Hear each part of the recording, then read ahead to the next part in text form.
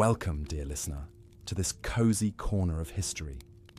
Come, rest your weary head, and let me spin for you the tales of a time long past. Before we begin our journey into the Middle Ages, I'd love to know where in the world you're tuning in from and what time of day it is for you. Are you nestled beneath the covers, ready to drift off to sleep?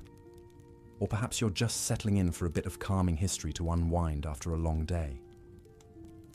If you enjoy these quiet musings on days gone by, I invite you to subscribe so you never miss an episode. There's something quite special about letting the past whisper in your ear as you relax. Now, let us set the scene. Imagine, if you will, a small medieval village at the first light of dawn. The air is crisp and cool, the sky just beginning to blush with streaks of pink and gold. A rooster crows somewhere in the distance, heralding the start of a new day. Slowly, the village begins to stir. Thatch-roofed huts emit plumes of smoke as peasant families kindle the fires that will warm their meagre meals. The scent of wood smoke mingles with the earthy aroma of livestock, cattle lowing softly in their pens, awaiting the touch of the milkmaid's hands, pigs rooting contentedly in their sties. The sound of a blacksmith's hammer rings out, ting, ting, ting, as he stokes the flames of his forge, preparing for a long day spent shaping iron. These are the sights, sounds, and smells that would greet a medieval peasant each morning, a familiar tapestry woven from hardship and toil. For to be a peasant in the Middle Ages was to be caught in the grip of an unrelenting cycle of backbreaking labour, eked out beneath the oppressive weight of the feudal system. Most peasants lived in small, one-room huts, their roofs thatched with straw that would rot away every few years, needing to be painstakingly replaced. The walls were made of wattle and daub, a lattice of wooden strips plastered with a mixture of clay, dung, and the straw. A single room served as kitchen, bedroom, and living space for an entire family, their bedding nothing more than piles of straw laid out on the dirt floor. Furniture was simple and sparse, perhaps a wooden table and bench, a chest for storing precious items, and if the family was lucky, a straw mattress tick for the parents. Children would sleep on the floor or in the loft above the animals' quarters, where the rising heat would keep them warm in winter. Food was as basic as the living conditions. Most peasants subsisted on a diet of coarse barley bread, pottage, a stew of grains and vegetables.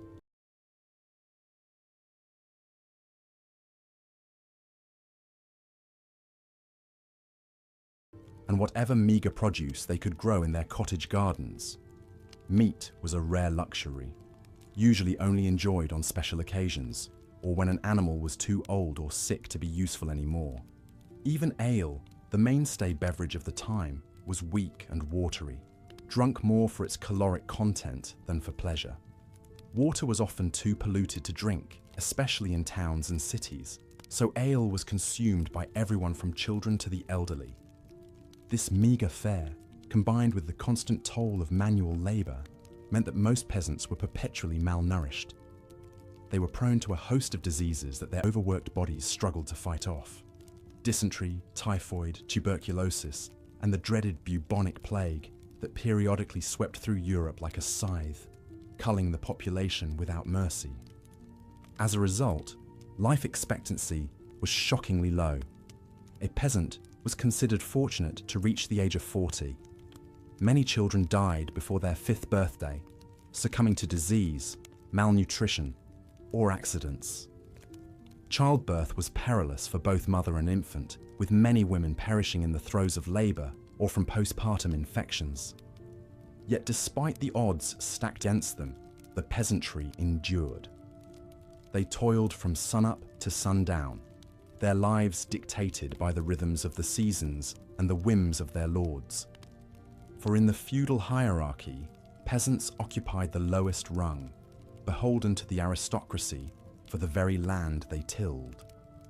The feudal system was a complex web of obligations and loyalties, with the king at the apex and the lowly serf at the base. In between were the great lords and ladies, dukes, earls, barons and knights, who held vast tracts of land granted to them by the king. In exchange for this land, known as a fief, the nobles pledged their fealty and military service to the crown. But they didn't work the land themselves. That fell to the peasants, who were bound to the nobles' estates in a form of indentured servitude. In exchange for the right to farm a small plot for their own sustenance, peasants were obliged to work the lord's fields, tend his livestock, repair his fences and buildings, and pay him a portion of their harvest in rent. It was a life of unceasing labour and little reward. There were two main classes of peasants: freemen and villeins. Freemen, as the name implies, enjoyed slightly more autonomy than their villein counterparts. Though still beholden to their lords, they could own their own tools and animals, and even save up enough money to buy their freedom. Villeins, on the other hand, were little more than slaves. They were bound to the land, forbidden to leave the estate without their lord's permission. They could own no property of their own, and were subject to their lord's justice and whims. If a villein died without an heir, all his possessions would revert back to his lord. But whatever their legal status, all peasants shared the same daily grind. They awoke at dawn, often to the crowing of a rooster or the clanging of the church bell. After a hasty morning meal, they would set off to the fields, shepherding their animals ahead of them, cows to the pasture, pigs to the forest to forage for acorns and roots, sheep to the hills.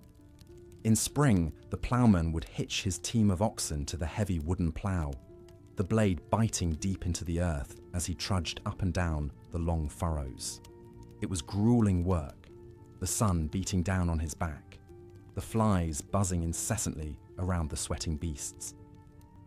At the end of each row, he would pause to wipe his brow, then heave on the plough handles to turn the cumbersome contraption around for another pass. Once the soil was tilled, the sower would walk the field, scattering precious seed from a sack slung around his neck.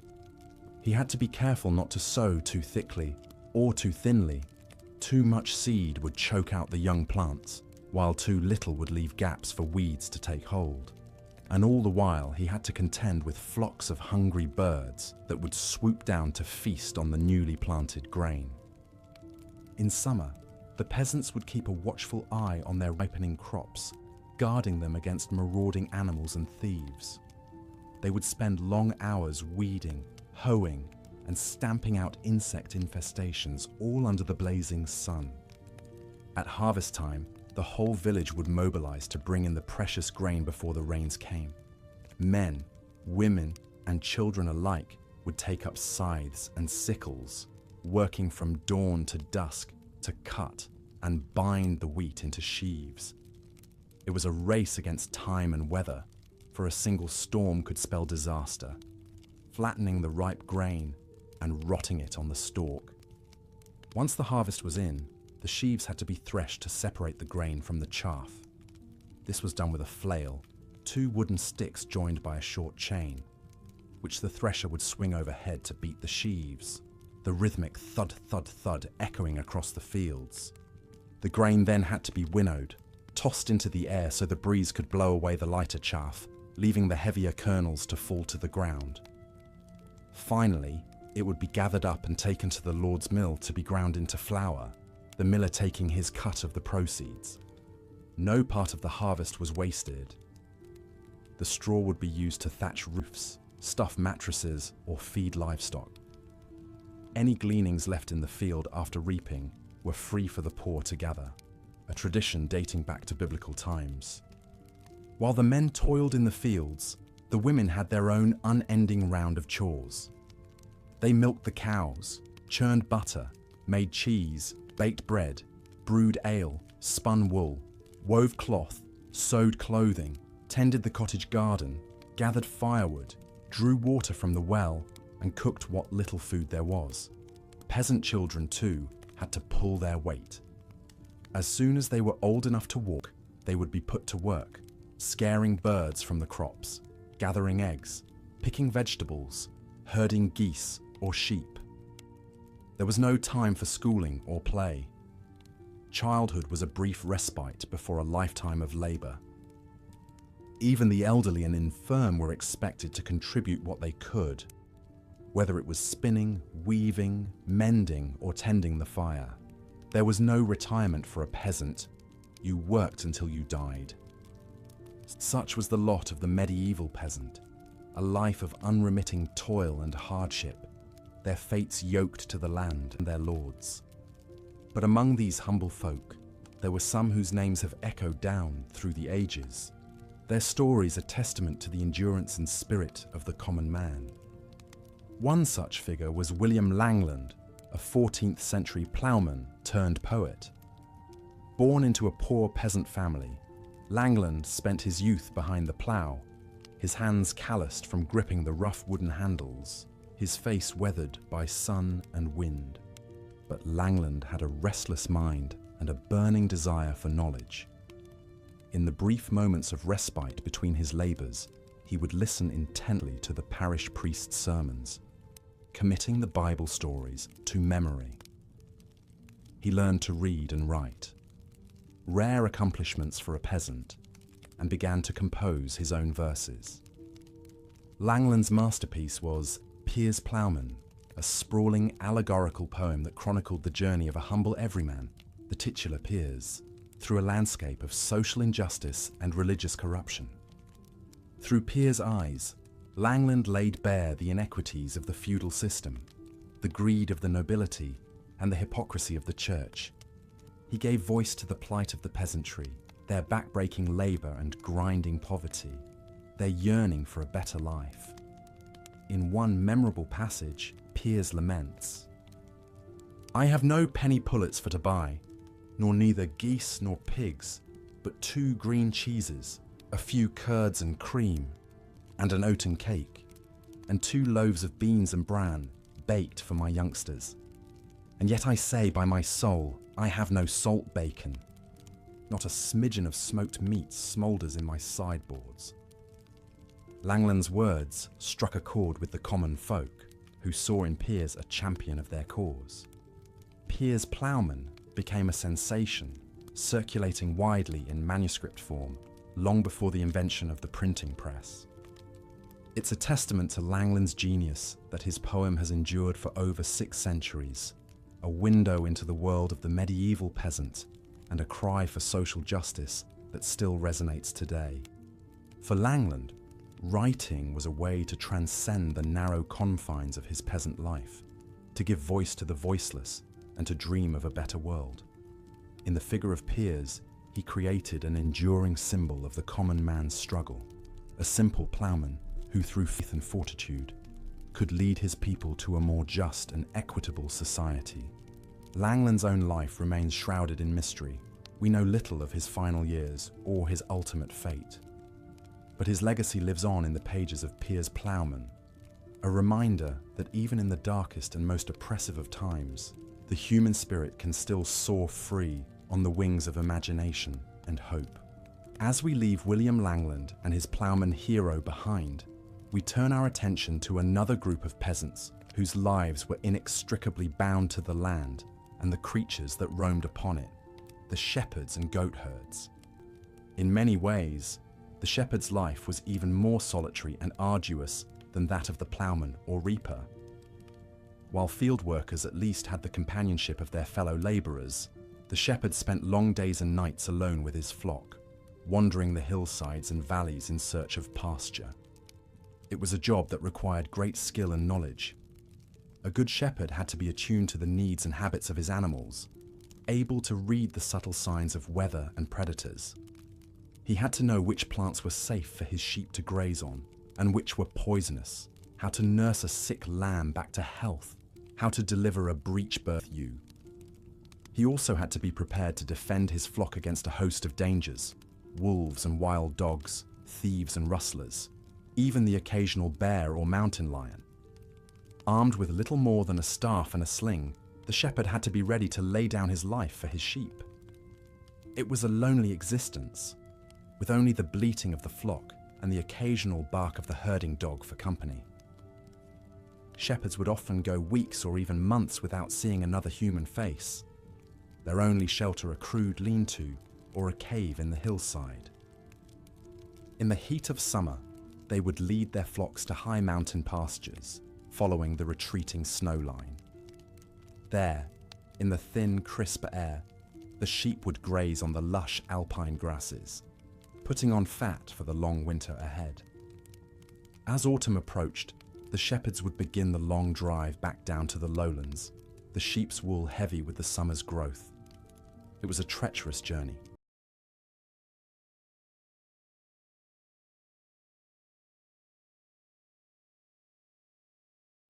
The narrow mountain paths slick with ice and snow, the threat of avalanches and rockfalls ever present. Once back in the valley, the sheep would be penned in stone-walled enclosures, the wool shorn and spun into yarn for clothing and blankets.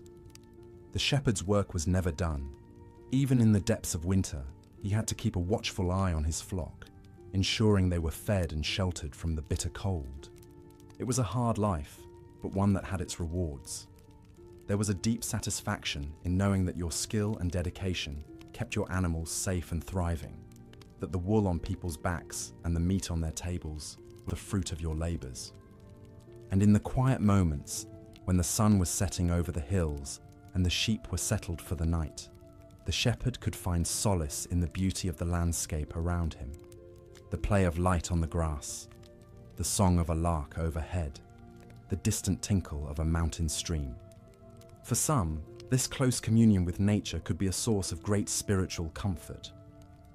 Many shepherds were deeply devout, seeing in their humble work an echo of the divine. After all, was not Christ himself often depicted as a shepherd, tending to his flock of faithful with loving care? This spiritual dimension of the shepherd's life is beautifully captured in the English medieval carol, The Shepherd's Song, which imagines a group of shepherds on the night of Christ's birth. The shepherd upon a hill he sat. He had on him his tabard and his hat, his tar box, his pipe, and his flaget. His name was called Jolly Wat, for he was a good herds boy. The carol goes on to describe how the shepherds are visited by an angel who tells them of the Saviour's birth, and how they hasten to Bethlehem to pay homage to the newborn king. The shepherds ran to Bethlehem to see that blessed sun's beam, and there they found that glorious lean, Mary and Joseph in their reign, and Jesus Christ, God's Son. For the medieval peasant, the story of the Nativity would have had a special resonance. The idea that God himself had chosen to be born not in a palace, but in a lowly stable, surrounded by the humble beasts of the field. It was a reminder that even the most lowly and marginalized of people had worth in the eyes of the divine, that there was a spiritual dimension to even the most menial of tasks. Of course, not all shepherds were saintly figures.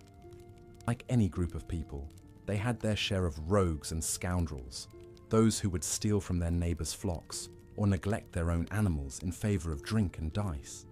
But by and large, the shepherd was a respected figure in medieval society, his knowledge and skill highly valued by the community. In an age where wool was one of the most important commodities, a good shepherd could command a decent wage and enjoy a measure of social status. So the next time you don a woolen sweater or curl up under a warm blanket, spare a thought for the medieval shepherd, the solitary figure on the hillside, his watchful eyes and steady hand guiding his flock through the changing seasons. His simple faith, a beacon in a world of toil and uncertainty. As we leave the pastures and hillsides behind, we descend into the dark, dank world of the medieval city, a place of narrow, winding streets, overhanging timber. As the first rays of sunlight pierced the thatched roofs of the village, the peasants stirred from their slumber. The roosters crowed, heralding the start of another long, laborious day. Men, women, and children rose from their straw-filled mattresses, their breath visible in the chill morning air. They broke their fast on a meager meal of coarse bread and weak ale, fuel for the toil that lay ahead. Life for a medieval peasant was a harsh and unrelenting struggle. They dwelled in small, cramped huts, their earthen floors strewn with rushes to keep out the damp and cold. A hearth fire filled the single room with smoke, and a rough-hewn table and stools served as the only furnishings. Windows were mere slits in the walls, shuttered against the elements. Privacy was unknown. Entire families shared the same living space, sleeping side by side on pallets. Peasants were bound to the land, subservient to the lords and nobles who owned the vast estates. The feudal system that dominated medieval society left little room for autonomy or advancement. A peasant's lot was fixed from birth, tilling the same soil as their ancestors, marrying within their class, and passing on their meagre possessions to their children. They were born into servitude and would likely die in servitude, their brief lives marked by unremitting hardship. The rhythm of a peasant's day was dictated by the rising and setting of the sun. They woke at first light, often to the sound of church bells tolling matins. After a sparse breakfast, they set about their appointed tasks. Men headed to the fields to tend to crops and livestock. Women fed the children, collected eggs, milked cows, and drew water from the village well. They baked bread, brewed ale, and tended vegetable gardens.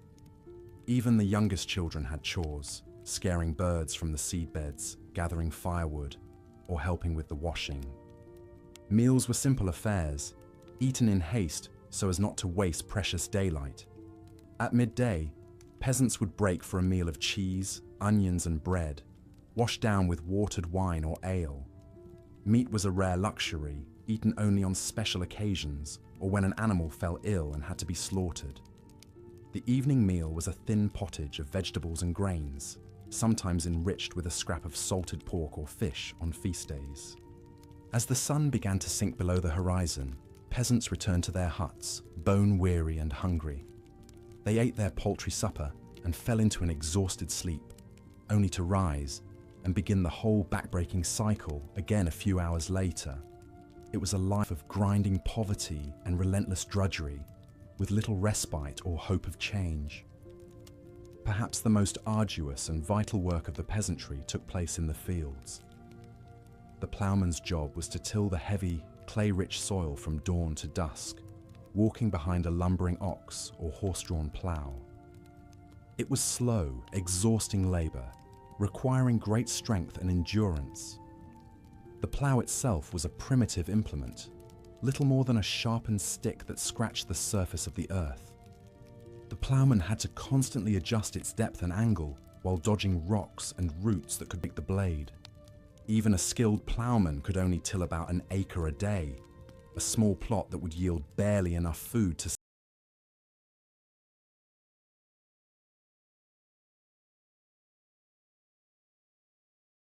sustain a family. The work was made harder by the crude state of medieval agriculture. Fields were divided into long, narrow strips, separated by raised banks of turf. This was to allow access for ploughing and sowing, but it meant that a farmer might have strips scattered across the manor, requiring them to travel long distances just to reach their land. Once the soil was turned, the sower took over, scattering precious seed by hand. It was a delicate task, requiring a steady hand and a keen eye for the wind. Too much seed in one place would choke the young plants, while too little would result in bare patches. Birds were a constant menace, swooping down to snatch up the freshly sown grain. Sowers sometimes resorted to shouting, waving flags, or even employing young children to run up and down the furrows to scare them off. All of this was for naught if the weather didn't cooperate. A dry spring could parch the seedlings, while heavy rains could wash them away or rot them in the ground. Hail and high winds could flatten a field in minutes, destroying months of hard work. It was a precarious existence, wholly dependent on the whims of nature. The harvest was the most critical and back-breaking time of the agricultural year.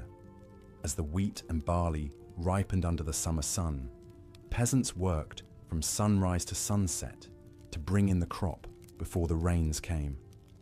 Armed with sickles and scythes, they systematically moved through the fields, cutting the grain and tying it into sheaves. It was hot, dusty, itchy work. The sharp stalks left hands blistered and bleeding, while pollen and chaff choked the air. Once cut, the sheaves had to be gathered and hauled to the threshing floor, where grain would be separated from the stalks. This required immense physical strength. A single sheaf could weigh up to 30 pounds. Men, women, and older children all pitched in, loading the sheaves onto carts or carrying them on their backs. It was a race against time, for a rainstorm could ruin the cut grain, causing it to sprout or spoil. One figure who captured the hardships and dignity of the medieval ploughman was William Langland.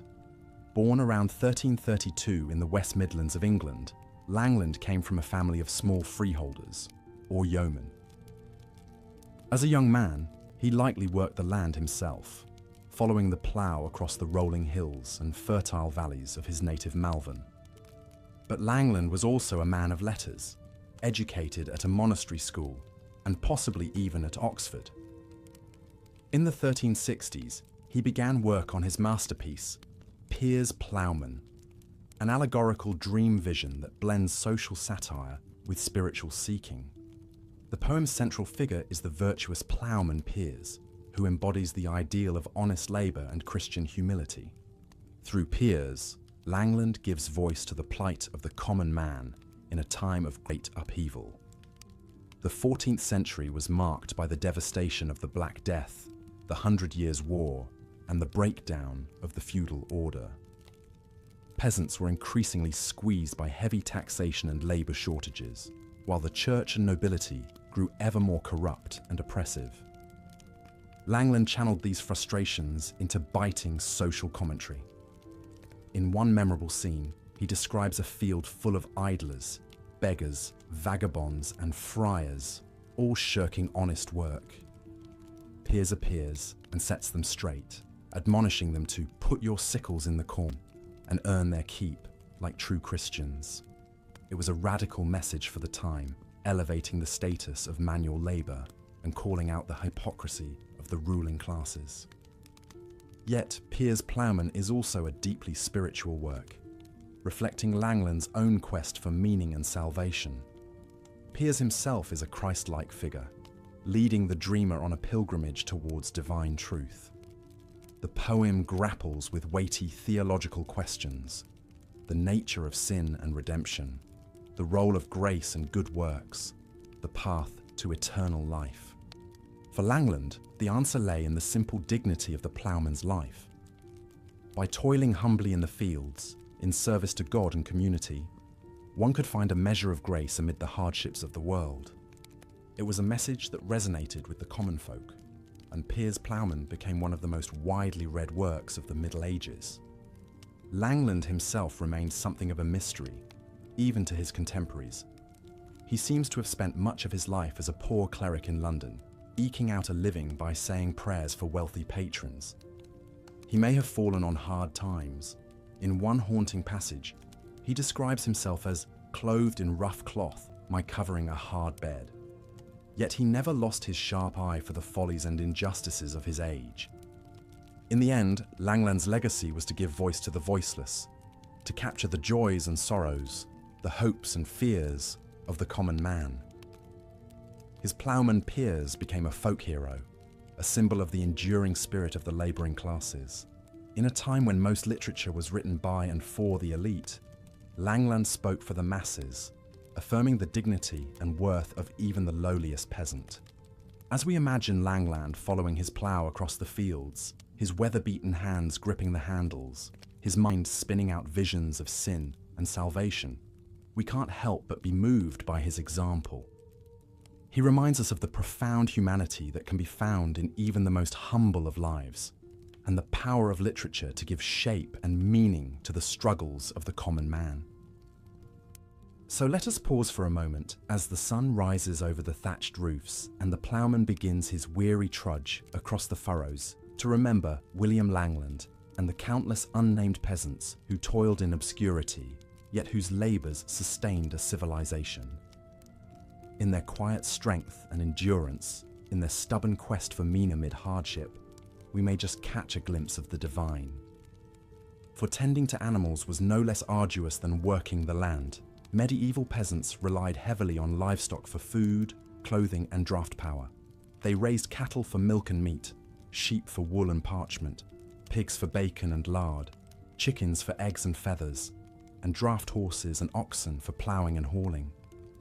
Caring for these creatures was a constant responsibility, requiring early mornings, long days, and late nights. Perhaps the most iconic figure of medieval animal husbandry was the shepherd. Charged with guarding the manor's flocks of sheep, shepherds led a lonely, wandering life on the edges of society. They spent their days roaming the hillsides and meadows, watching over their charges as they grazed. It was a job that required great patience, vigilance, and courage.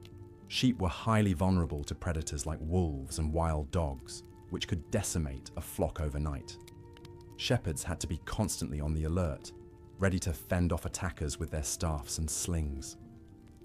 They also had to protect the sheep from human threats, thieves and rustlers who would steal lambs or fleeces under cover of darkness. To guard against these dangers, shepherds often slept out in the open, wrapped in thick woolen cloaks against the cold night air. They subsisted on a diet of bread, cheese, and ale, supplemented by the occasional lamb or ewe culled from the flock. It was a hard, solitary existence, with little human contact beyond the occasional encounter with other shepherds or travelers on the road. Yet shepherding also had its quiet joys and satisfactions. Shepherds developed a deep knowledge of their local landscape, the best grazing spots, the safest watering holes, the paths and landmarks that could guide them home. They learned to read the weather in the clouds and winds, to predict storms and showers, and they took pride in the health and vitality of their flocks, knowing that their skill and dedication made possible the wool and mutton that sustained the manor. Goat herds followed a similar way of life, leading their nimble, mischievous charges to pasture in scrubby hills and rocky outcroppings. Goats were prized for their milk, cheese, and meat, but they were notoriously difficult to keep in check. They would eat almost anything, including precious crops and vegetables, and were prone to wandering off or getting stuck in precarious spots. Goat herds needed a quick eye and a firm hand to keep their herds under control. The lowliest of the pastoral professions was undoubtedly the swineherd. Pigs were considered unclean animals in medieval society, associated with filth, gluttony, and sin. They were often left to roam free in forests and woodlands, foraging for acorns, roots, and small game. It was the swineherd's job to keep track of these unruly creatures and drive them to market when the time came. It was a dirty, thankless task, looked down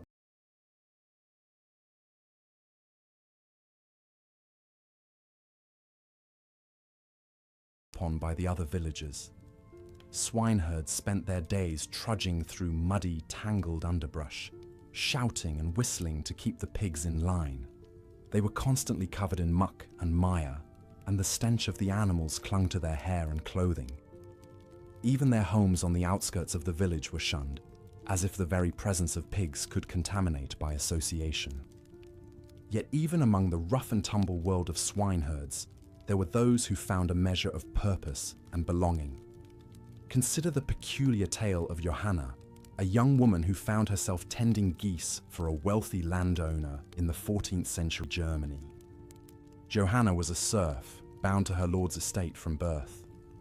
As a child, she had shown a knack for handling birds, calming skittish hens, coaxing geese to nest, and collecting eggs with gentle hands. When the manor's goose girl died of the pox, Johanna was chosen to take her place, much to the surprise of all who knew her as a shy, retiring sort. At first, Johanna relished her new role. She spent her days leading the honking, waddling geese to the best patches of grass and clover, watching them snap up insects and preen their feathers in the sun. She marveled at their complex social lives, the way they paired off in mated couples, fiercely defending their nests and goslings, She even grew fond of their distinct personalities. The bold gander who always led the flock, the fussy mother who fretted over every eggshell. But as the months wore on, Johanna began to feel the weight of her solitude. The other villagers looked askance at the strange girl who spent all her time with birds, muttering and singing to herself as she wandered the fields. They whispered that she was touched in the head, or worse, that she consorted with dark powers to keep her flock in line. The rumours came to a head when a series of misfortunes befell the village. Cows went dry, crops withered in the fields, and a sickly green mist hung over the mill pond. The superstitious villagers were quick to point the finger at Johanna, claiming she had cursed them with her uncanny ways. They demanded that the Lord do something about his unnatural servant. Johanna's fate hung in the balance, her life and livelihood threatened by the very creatures she had come to love. In the end, it was the geese themselves who saved her, or so the story goes. When the Lord's men came to drag Johanna away, the geese surrounded her in a honking, flapping circle, refusing to let anyone near. The Lord, impressed by their loyalty, declared that no one who inspired such devotion could be a witch, and let Johanna go free. From that day on, Johanna was left in peace to tend her feathered charges. She lived out her days on the fringes of the village, finding solace in the simple rhythms of the seasons and the company of her birds. And though she remained an outsider to the end, whispers of her strange gifts and uncanny bond with nature would echo through the generations, a reminder of the magic that could be found in even the humblest of lives. As the sun climbs higher in the sky, we leave Johanna amid her contented flock, their soft honks and rustles fading into the distance. Her story is a testament to the quiet strength and resilience of the medieval peasantry, the way they carved out pockets of meaning and beauty in a world that often seemed cold and unyielding. In tending to their animals, they found not just sustenance, but a sense of purpose and connection that sustained them through even the darkest of times. Let us turn now to the Lord's own estate, where a different sort of drudgery awaited the lowliest of serfs. For while the fields and pastures might offer a certain wild freedom, the confines of the manor house and its outbuildings were a hive of ceaseless toil, governed by the whims and demands of the master and his family. Perhaps no job was more loathed and reviled than that of the gong farmer. In a time before modern sanitation, the disposal of human waste was a critical and unpleasant necessity. Cesspits and latrines had to be regularly emptied to prevent disease and stench from overtaking the household. It fell to the gong farmers to wade into these fetid pits and haul out the muck and filth with buckets and shovels. It was a grueling and nauseating task, one that even the most hardened labourers sought to avoid. The stink of human waste was overpowering, clinging to hair and skin long after the work was done. The gong farmers were constantly exposed to noxious fumes and disease-ridden sludge, making them prone to illness and infection. They were shunned by the rest of the household staff, forced to eat and sleep separately to avoid spreading contagion. Yet even in this degrading work, there were flashes of humanity and camaraderie. Gong farmers often worked in pairs or teams, relying on each other for support and safety as they descended into the murky depths. They developed their own crude humour and rituals to cope with the vileness of their task, swapping bawdy jokes and quips as they shove. As the first golden rays of dawn pierced the morning mist, the peasants of Elmwood village began to stir. The cock's crow echoed through the thatch-roofed huts, signalling the start of another long day of labour. Men, women and children rose from their straw pallets, joints stiff from the damp chill that seeped through the walls. They broke their fast on a meagre meal of pottage, a thin gruel of boiled grains and vegetables, before setting out to toil in the fields and pastures. Life was hard for these peasants, beholden to the land and the feudal lords who ruled over them. From sunup to sundown, they worked the soil, tended to livestock, and performed countless other back-breaking tasks, all for the privilege of eking out a bare subsistence living. Most could expect to live only 30 or 40 years, their bodies worn down by malnutrition, disease, and unrelenting toil. As the villagers dispersed to their labours, let us follow in the footsteps of the ploughman as he made his way to the fields. With a crude iron plough hitched to a pair of oxen, he faced the daunting task of tilling acres of rich but heavy soil. The plough was a simple but crucial tool, little changed since Roman times. Little more than a wooden frame with an iron coulter to cut the sod and a mouldboard to turn it over, it nonetheless transformed European agriculture in the Middle Ages. The ploughman's work was grueling and repetitive. He had to keep plough straight and level, no easy feat when contending with rocks, roots, and clumps of grass. Guiding the oxen required constant vigilance and occasional goading with a goad or whip. At the end of each long furrow, he had to heave on the plough handles to turn the team around and begin the next pass. Hour after hour, he trudged across the field, leaving a neat pattern of dark, upturned earth in his wake.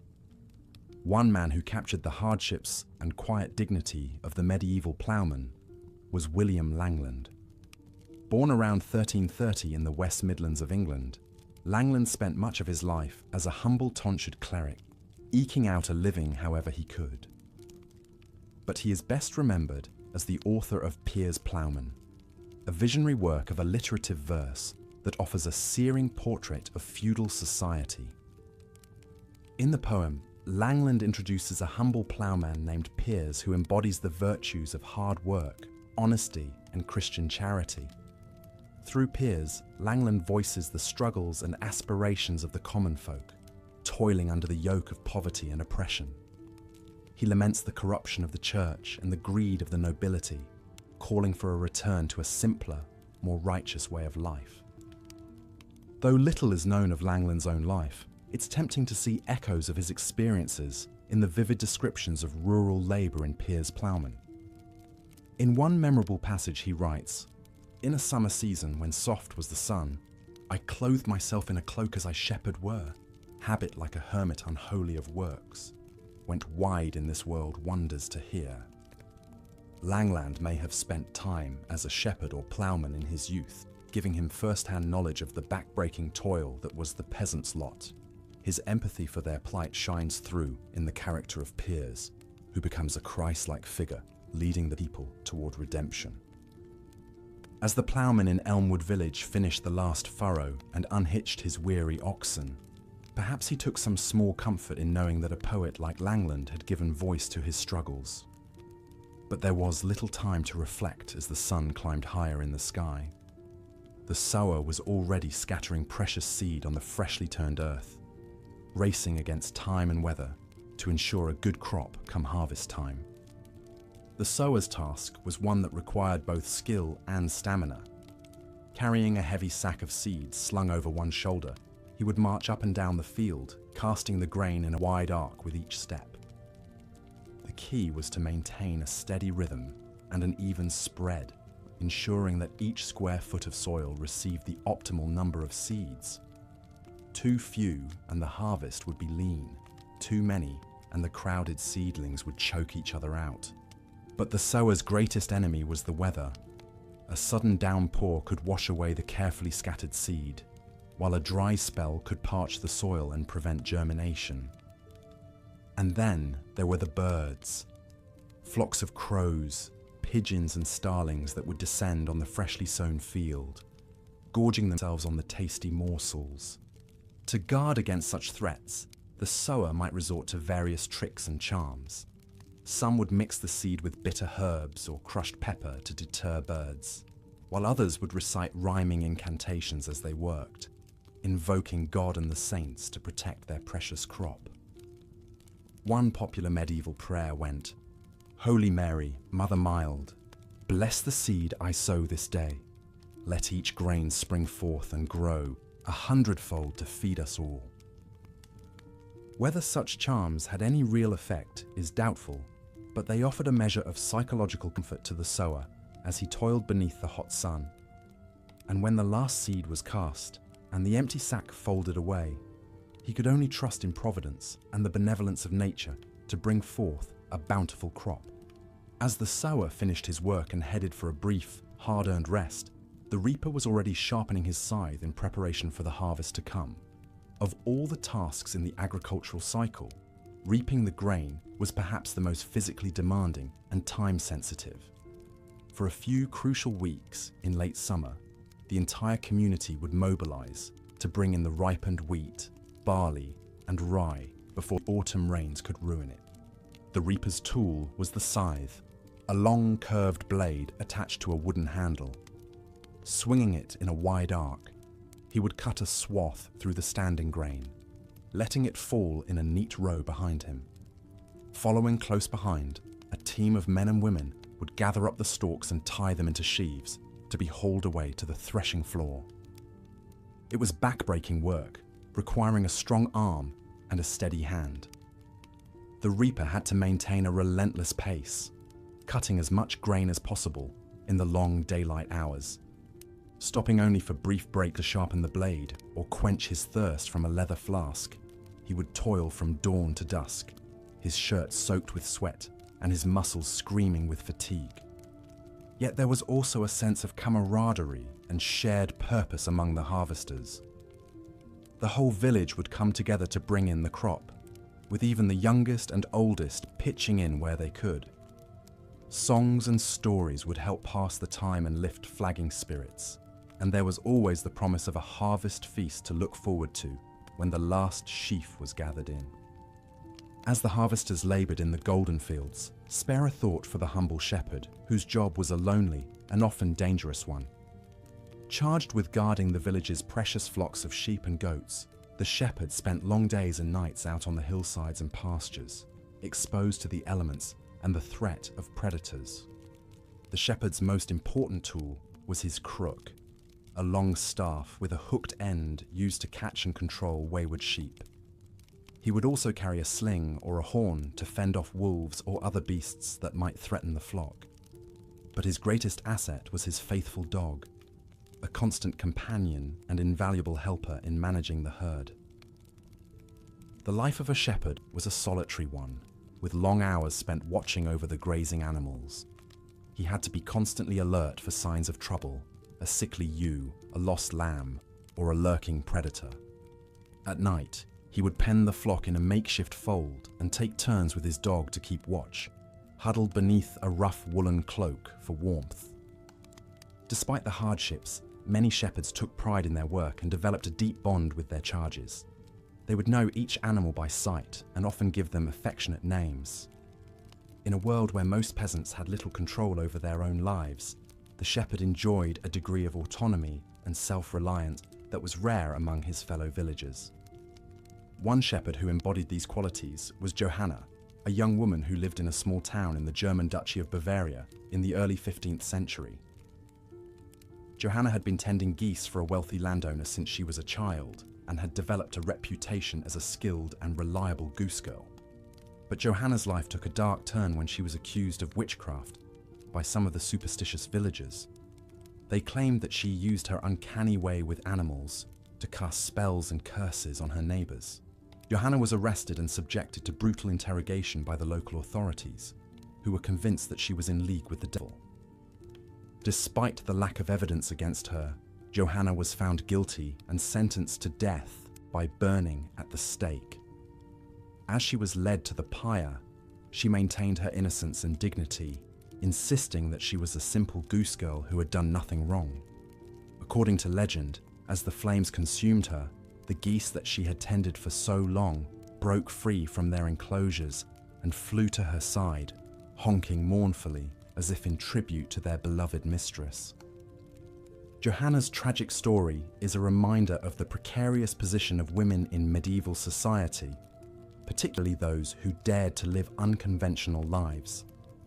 As a shepherd and a single woman, Johanna defied the norms of her time and place and paid the ultimate price for it.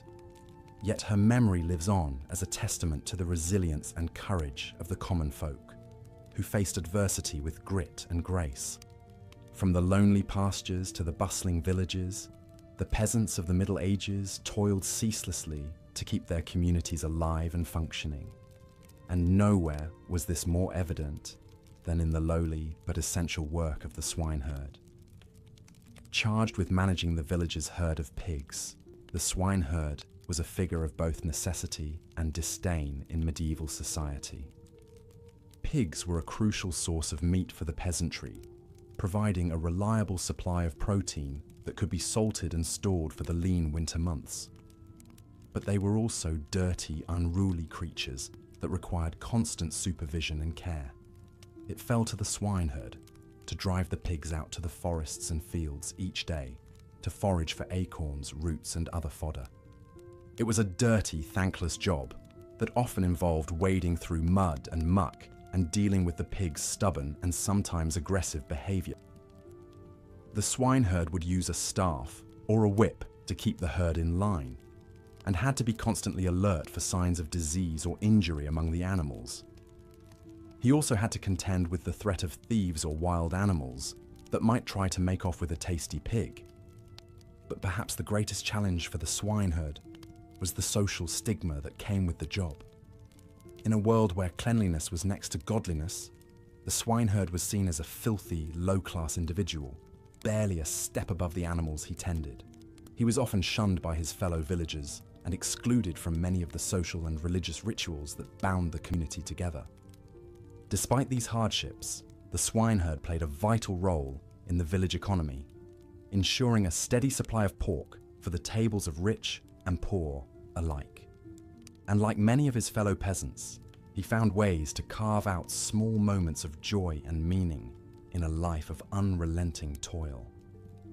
As the swineherd drove his herd back to the village at the end of a long day, he might take a moment to appreciate the beauty of the sunset over the fields, or to savor the simple pleasure of a hot meal and a warm fire. For in the face of hardship and adversity, it was these small things that made life bearable for the common folk of the Middle Ages. Indeed, the very lowliness and marginalization of the most humble peasants may have bred in them a special kind of resilience and fortitude. Take, for example, the story of Wat Tyler, a man who rose from obscurity as a roof tiler to become one of the most famous rebels in English history. Born in the mid-14th century in Kent, Tyler spent his early life toiling on church estates to earn a meager living. Roofing was a skilled trade, but one that required long hours of dangerous work atop high buildings in all kinds of weather. Tyler may have been illiterate, but he was intelligent and charismatic, with a keen sense of the injustices faced by his fellow peasants. In 1381, those injustices boiled over into open rebellion, as thousands of peasants rose up against the oppressive poll taxes imposed by the young King Richard II and his unpopular ministers. Tyler emerged as one of the leaders of the revolt, commanding a large force of rebels who marched on London, burning and looting as they went. The rebels' demands were simple but far-reaching: an end to serfdom, the right to rent land at reasonable rates, and the removal of corrupt officials from power. For a brief moment, it seemed as if they might succeed, as the king himself was forced to meet with Tyler and the other leaders at Mile End. But the moment was short-lived. During a heated confrontation at Smithfield, Tyler was suddenly attacked and stabbed by the Mayor of London, William Walworth. As he lay dying, the king's men moved in to crush the rebellion, scattering the peasant army and hunting down its leaders. Tyler's death marked the end of peasants' revolt, but his legacy lived on as a symbol of resistance against tyranny and oppression. In the centuries that followed, his name would be invoked by countless other rebels and reformers, from the Lollards to the Chartists. For the peasants of the Middle Ages, the story of Wat Tyler was a reminder that even the lowliest among them had the power to challenge the status quo and fight for a better life. It was a message that would resonate down through the generations, as the common folk continued to struggle against the yoke of feudalism and oppression. Of course, not all peasants were cut out for rebellion and revolt. For many, The daily grind of work and survival left little room for dreams of a better world. And few jobs were more grinding than that of the gong farmer, the unfortunate soul charged with cleaning out the village's cesspits and latrines. In a world without modern sanitation, human waste was a constant and noxious presence in medieval villages. It was the gong farmer's job to remove this waste and dispose of it safely, a task that required a strong stomach and a sturdy constitution. Armed with a long-handled scoop and a bucket, the gong farmer would descend into the dark, foul-smelling depths of the cesspit, wading through the muck to remove the accumulated waste. It was a job that exposed him to all manner of disease and infection, from dysentery to typhoid fever. But the gong farmer's work was essential to the health and well-being of the village. Without proper waste disposal, the streets and alleys would quickly become clogged with filth and vermin, breeding grounds for disease and pestilence. Despite the vital importance of their work, gong farmers were among the most despised and marginalized members of medieval society.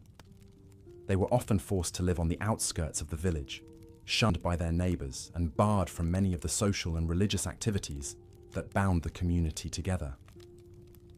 Yet even in this lowly and unpleasant job, there were moments of humanity and compassion. One story tells of a gong farmer named John, who was called to clean out a cesspit at a local monastery. As he worked, he discovered a small malnourished child who had fallen into the pit and was near death. Without hesitation, John climbed down into the filth and rescued the child, cleaning him off and wrapping him in his own cloak. He then took the boy to the monastery infirmary, where he was nursed back to health by the monks. When the abbot of the monastery heard of John's selfless act, he was moved to reward him with a small plot of land and a new set of clothes. It was a rare moment of recognition for a man who toiled in obscurity and squalor, a reminder that even the lowliest among us have the capacity for kindness and compassion. As the gong farmer hauled his reeking buckets through the village streets, he may have taken some small comfort in the knowledge that his work, however unpleasant, was essential to the well-being of his community. And perhaps, like John, he held out hope that one day his efforts would be recognized and rewarded, if only in some small way. Hope was a precious commodity for the peasants of the Middle Ages, a flicker of light in a world of darkness and toil. And nowhere was that hope more sorely needed than among the poor souls who were tasked with excavating the village's ditches and trenches. Ditch digging was one of the most physically demanding and poorly compensated jobs in medieval society. It required long hours of backbreaking labor in all kinds of weather, with little more than a spade and a wheelbarrow to aid in the work. The ditch digger's task was to excavate the deep, narrow trenches that served as the village's primary means of drainage and defense. These ditches were essential for channeling away rainwater and sewage. As the sun dips below the horizon, casting long shadows across the fields and thatched roofs of the village, the weary peasants make their way home after another long day of toil. Their aching muscles and calloused hands are a testament to the ceaseless labor that fills their waking hours. For most, there is little hope of ever escaping the crushing poverty and servitude that defines their lives. But even amidst the hardship, there are occasional reprieves that bring a glimmer of joy and respite to the downtrodden. The church feast days, though far too infrequent, offer a chance to set aside their tools and celebrate the saints with humble feasts and merrymaking. The harvest celebrations, when the last sheaves of grain are finally bundled and stored, are a time of music, dancing, and a few precious hours of revelry before the cycle of planting and reaping begins anew. And then there are the travelling minstrels, those wandering troubadours who occasionally pass through the villages, bringing with them tales of far-off lands, epic romances, and heroic deeds. For a few enchanted evenings, the peasants can lose themselves in the magic of storytelling, forgetting for a moment the grinding reality of their lives. The minstrels' melodies and ballads stir something in their hearts, a longing for adventure, for love, for a world beyond the confines of their village and the dictates of their feudal lords. It is this same yearning for something more that has, at times, driven the peasants to rise up against their oppressors. The dream of freedom, of casting off the yoke of serfdom and owning their own land, has inspired rebellions and uprisings throughout the Middle Ages. The Peasants' Revolt of 1381, led by the charismatic rebel Wat Tyler, saw thousands of common folk march on London, demanding an end to the crippling taxes and abuses inflicted upon them by the ruling class. Though the revolt was ultimately crushed and Tyler himself brutally executed, it sent shockwaves through English society and sowed the seeds of resistance that would continue to grow in the hearts of the people. But for most peasants, open rebellion was a luxury they could ill afford. Their lives were an unending cycle of work, punctuated only by the briefest moments of rest and the constant spectre of hunger, disease, and the whims of their masters. They toiled from sunup to sundown, their fate inextricably tied to the land and the turning of the seasons. And yet, there is a quiet dignity in their struggle, a resilience born of necessity, and the unbreakable bonds of community and family. As the last light fades from the sky and the peasants settle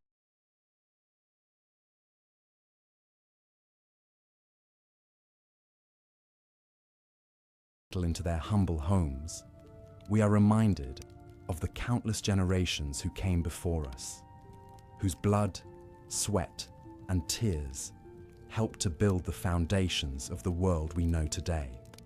Theirs was a life of unimaginable hardship, but also one of great strength, endurance, and the indomitable human spirit that refuses to be broken, even in the face of the most daunting odds. So let us remember the medieval peasants, not just as faceless figures from a distant past, but as individuals with their own hopes, dreams, and stories. From the inspiring tale of William Langland, the ploughman turned poet, to the peculiar legend of Johanna the Goose Girl, accused of witchcraft by superstitious villagers, each peasant had a unique tale to tell, even if history has largely forgotten them. And as we drift off to sleep, let us spare a thought for those long-ago labourers whose lives were so different from our own, yet whose struggles and triumphs still resonate across the centuries. In honouring their memory, we pay tribute to the resilience of the human spirit and the enduring power of hope in the face of adversity. For though the Middle Ages may seem like a distant and foreign land, the story of the peasants is, in many ways, the story of us all. A tale of hardship and heartbreak, but also of courage, compassion, and the unbreakable bonds of our shared humanity. So let us journey back one final time, to a world lit only by fire and the sweat of honest labour. As the peasants' weary eyes close and they drift off into a well-earned slumber, we too can allow ourselves to slip into the gentle embrace of sleep, secure in the knowledge that their legacy lives on in the very fabric of our modern world. And as we dream, perhaps we will catch a glimpse of those long-ago fields and villages, and the hardy souls who called them home, a reminder of how far we have come, and of the debt we owe to those who came before. But even as we sleep, the wheels of history continue to turn, slowly but inexorably. The seeds of change that were planted in the Middle Ages will one day bear fruit as the old feudal order begins to crumble and new ideas and opportunities begin to take root. The Renaissance and the Age of Exploration lie just over the horizon, waiting to transform the world in ways that even the most visionary peasant could never have imagined. And so we leave the medieval village behind, with its thatched roofs and muddy lanes, its hardships, and its small joys. The peasants will rise with the sun to begin another day of toil, their lives governed by the eternal rhythms of the land and the unyielding demands of their feudal masters. But even in the midst of their struggles, they carry within them the spark of something greater, the resilience, the ingenuity, and the unbreakable spirit that will one day help to shape the course of human history. As we bid farewell to the Middle Ages and all its trials and tribulations, let us carry with us the lessons of the peasants, the value of hard work, the power of community, and the enduring strength of the human heart. And let us never forget the countless generations of forgotten heroes who toiled in obscurity, whose blood and sweat and tears helped to build the world we know today. In the end, the story of the medieval peasants is a testament to the indomitable nature of the human spirit, a reminder that even in the darkest of times, hope and resilience can still flourish. And as we drift off into the gentle embrace of sleep, let us hold fast to that hope and to the knowledge that though the road ahead may be long and fraught with challenges, we carry within us the same strength and determination that sustained our ancestors through the ages. So let us sleep now and dream of a world transformed, where the backbreaking labour of the peasants has given way to new opportunities and new horizons. And let us awake with renewed purpose, ready to take up the torch that they have passed down to us, and to build a future that honours their sacrifice and their unwavering spirit. For in the end, the story of the peasants is the story of us all, a reminder of how far we have come, and of the endless possibilities that lie ahead, waiting to be seized by those with the courage and the vision to reach for them. As the sun dips below the horizon, casting long shadows across the fields, the weary peasants make their way home. Their backs ache from hours bent over crops, their hands rough and calloused from gripping tools. The air is filled with the earthy scent of soil and the pungent odour of farm animals. Despite the hardships of the day, there is a sense of satisfaction in a job well done, in the knowledge that their labour has wrung sustenance from the land. But for many, this contentment is fleeting.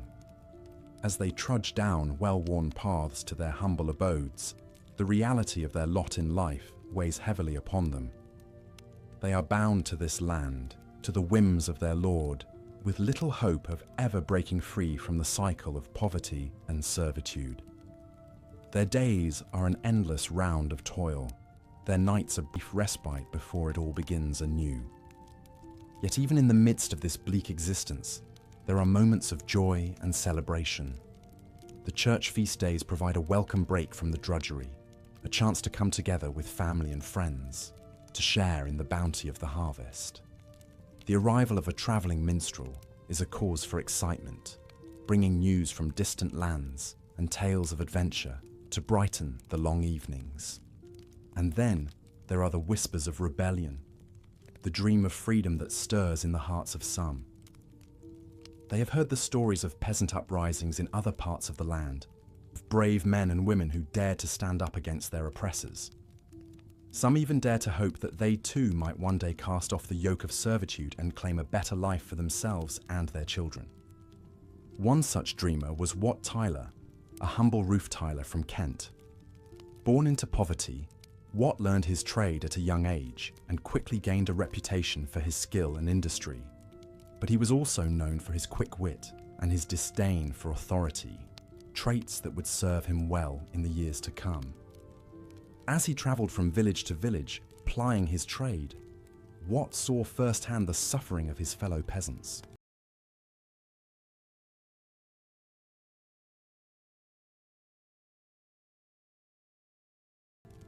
He listened to their complaints of high taxes and corrupt officials, of the way they were treated like chattel by their lords. And he began to dream of a different world, one in which the common folk had a say in their own destiny. When the Peasants' Revolt erupted in 1381, Wat was quick to join the cause.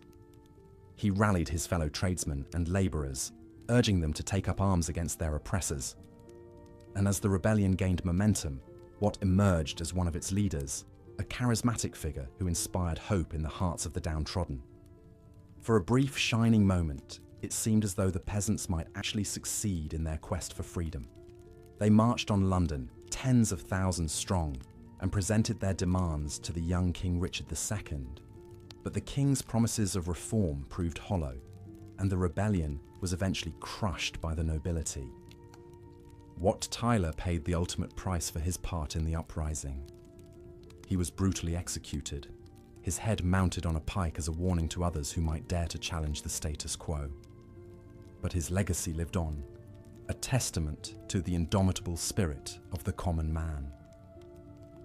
As the peasants settle in for the night, huddled around the meager warmth of their hearths, they cling to this spirit.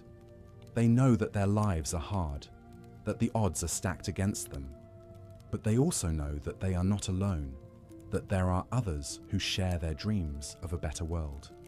And so they persevere through the long years of the Middle Ages, through famine and plague and war. They toil in the fields and in the villages, in the great estates of the nobility, and on the lonely fringes of society. They are the backbone of this world, the unsung heroes whose labor and sacrifice will pave the way for the changes to come. As we look back on this time from the vantage point of the present day, it is easy to see the peasants as little more than a footnote in history, a downtrodden mass whose lives were brief and hard. But to do so would be to miss the true significance of their story. For in their struggles and their triumphs, in their dreams and their determination, the peasants of the Middle Ages laid the foundations for the world we know today. Their labor built the great cathedrals and castles that still stand as testaments to human ingenuity and skill. Their revolts and uprisings sowed the seeds of democratic thought and helped to chip away at the rigid hierarchies of the feudal system. And in their quiet moments, in the stories they told and the songs they sang, they left behind a rich cultural legacy that continues to resonate across the centuries. From the bawdy tales of Chaucer's Canterbury Pilgrims to the haunting ballads of anonymous folk singers, the voice of the common man echoes down through history, reminding us of the enduring power of the human spirit. So as we drift off to sleep, let us spare a thought for the peasants of the Middle Ages, for the men and women who bore the weight of their world upon their shoulders.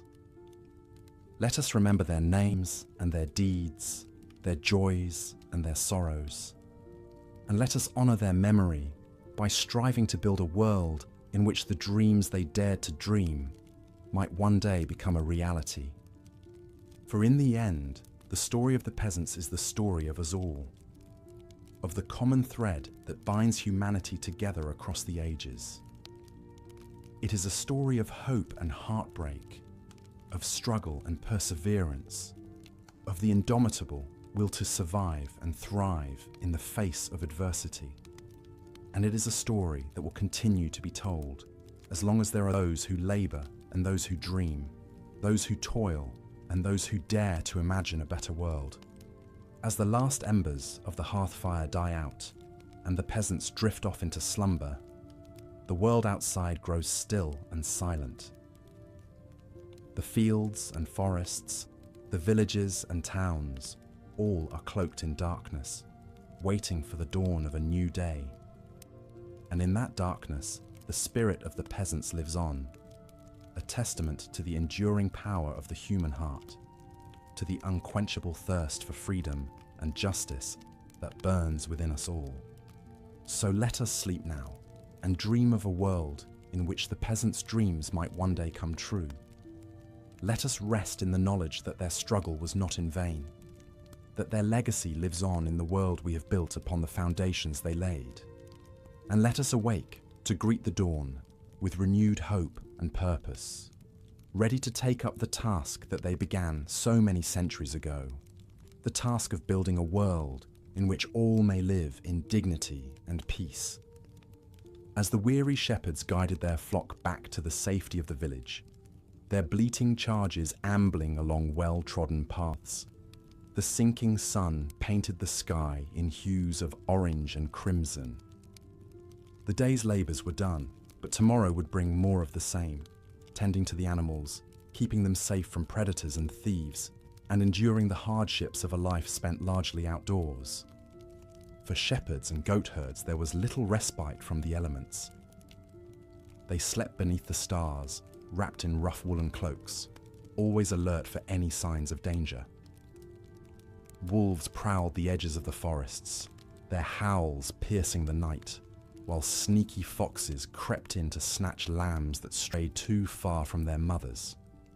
And then there were the human threats, bandits and rustlers who would steal entire herds, leaving the shepherds to face the wrath of their lords. But despite the challenges, there was a certain peace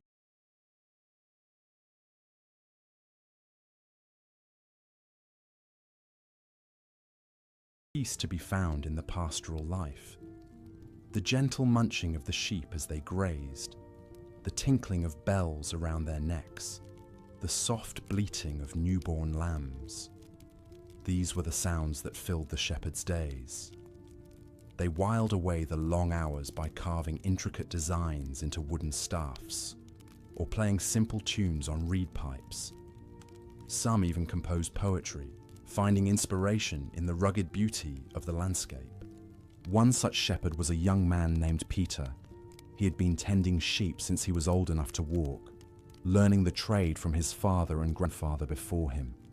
Peter had a way with animals. He could calm a skittish ewe with a gentle word, or coax a wayward lamb back to the fold with a few well-placed whistles. He took pride in his work, knowing that the wool from his flock would be spun into warm clothing, and the meat would feed hungry villagers. But Peter dreamed of a different life, one not bound by the whims of the weather or the demands of his lord. He had heard tales of the great cities, where men could be free to choose their own path, to learn a trade or join a guild. He imagined himself as a master weaver, creating beautiful tapestries for noble houses, or a skilled mason, leaving his mark on grand cathedrals that would stand for centuries. For now, though, Peter's world was bounded by the rolling hills and verdant pastures of his lord's estate. He knew every inch of the land, from the babbling brooks, where his flock stopped to drink, to the shady groves, where they sought shelter from the midday sun. He had even given names to some of his favorite sheep. There was old Bela, the matriarch of the flock, and little Milo, the runt who had surprised everyone by surviving a particularly harsh winter. As the last light faded from the sky and the stars began to twinkle overhead, Peter settled down for another night in the open air. He gathered his cloak around him and leaned back against a gnarled oak tree, his faithful sheepdog curled up at his feet. In the distance, he could hear the faint sounds of the village, the barking of dogs, the laughter of children, the clang of the blacksmith's hammer. It was a reminder that even in the solitude of the pastures, he was still part of a community, one that relied on the hard work of shepherds like him. As Peter drifted off to sleep, his mind wandered to the stories he had heard of great shepherds from the past. There was St. Patrick, the patron saint of Ireland, who had tended sheep as a slave before becoming a bishop and spreading Christianity across the land, and King David of Israel, who had started out as a humble shepherd boy before slaying the giant Goliath and becoming one of the most renowned rulers in history. Peter knew he was unlikely to achieve such lofty heights, but he took comfort in the thought that even the greatest of men had once stood watch over a flock, just as he did now. With that, he closed his eyes and let the gentle bleating of his sheep lull him to sleep, ready to face another day in the life of a medieval shepherd. Of course, not all peasants who worked with animals had the relative peace and quiet of a shepherd's life. For those tasked with tending to pigs, the days were filled with the pungent smell of swine and the constant grunt and squeal of their charges. Swineherds, as they were known, had one of the lowliest jobs in the medieval world, one that was often looked down upon by other villagers. The reason for this disdain was simple. Pigs were considered unclean animals, associated with filth and disease. They were often left to forage in the muddy streets of the village, rooting through garbage and waste for scraps of food. Swineherds were tasked with keeping the pigs out of trouble, driving them out to the forests each day to find acorns and other fodder. It was a thankless job, one that required a strong stomach and a certain degree of patience. Pigs were stubborn creatures, prone to wandering off and getting into mischief. A swineherd had to be constantly on guard, using a stick or a whip to keep the pigs in line and prevent them from trampling crops or invading gardens. But for all the challenges, there were some who found a certain joy in working with pigs. One such swineherd was a woman named Johanna, who had been tending to the pigs on her lord's estate for as long as anyone could remember. Johanna was a peculiar figure, with a wild mane of greying hair and a face weathered by years spent outdoors. She was known for her strange habit of talking to the pigs as if they were old friends, giving them names and even singing to them as she led them out to pasture. Some in the village whispered that Johanna was a witch, that her uncanny connection to the pigs was a sign of dark magic. They pointed to the fact that her charges always seemed to be the fattest and healthiest in the area, with shiny coats and plump bellies that fetched a good price at market. Surely, they muttered, this was evidence of some sort of sorcery. But Johanna paid no heed to the rumours. She knew that her success with the pigs was due to hard work and a deep understanding of their needs. She had learned from a young age how to spot signs of illness or distress in the animals, and she knew just what to feed them to keep them healthy and strong. Despite her dedication, however, Johanna's life was far from easy. Swineherds were among the poorest of the peasants, often living hand-to-mouth on the meagre wages they earned. Johanna's hut was a ramshackle affair, with a leaky roof and drafty walls that did little to keep out the cold.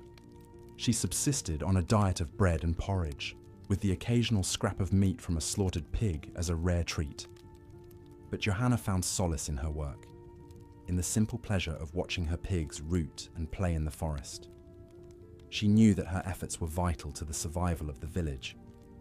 Without the meat and lard provided by the pigs, many would go hungry during the long winter months, and so she persevered, day after day, year after year, tending to her charges with a dedication that bordered on the devotional.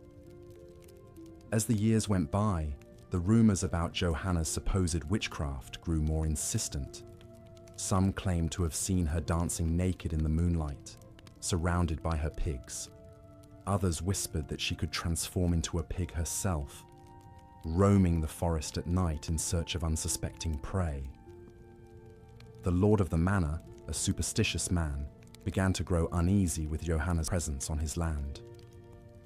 One day, a group of villagers confronted Johanna as she was driving her pigs back to the manor. They accused her of using black magic to blight their crops and steal their children, demanding that she be tried as a witch. Johanna, tired and weathered from a long day in the fields, simply smiled and shook her head.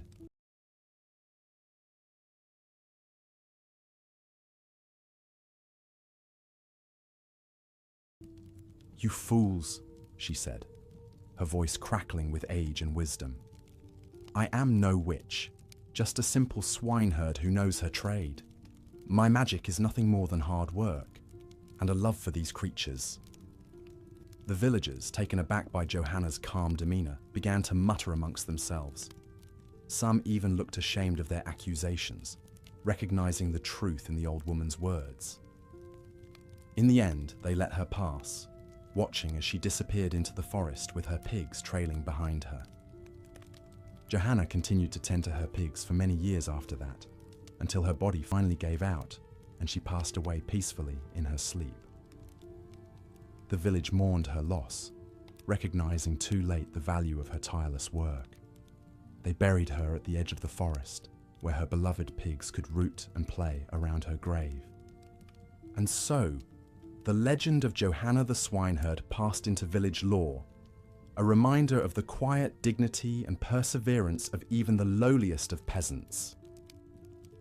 Her story was told around hearthfires and over pints of ale, a testament to the enduring spirit of those who toiled in the fields and the forests, keeping the world fed and the wheels of society turning. As the sun rose over the village once more, casting a warm glow over the thatched roofs and muddy streets, the peasants emerged from their huts to begin another day of labor. The shepherds guided their flocks out to pasture, the swineherds drove their pigs to the forests, and the ploughmen hitched their oxen to the heavy wooden ploughs that would turn the earth and prepare it for planting. Among those setting out for the fields that morning was a young man named William. William was a ploughman like his father and grandfather before him, and he took great pride in his work. He knew that the success of the harvest depended on the skill and strength of men like him, who could guide the plough straight and true through the rich, dark soil. But William was not content with his lot in life. He had always been a dreamer, with a keen mind and a curiosity about the world beyond the village. As a child, he had learned to read and write from the local priest, sneaking away from his chores to pore over the few precious books in the church library. He had read tales of great heroes and far-off lands, of kings and queens and knights in shining armor.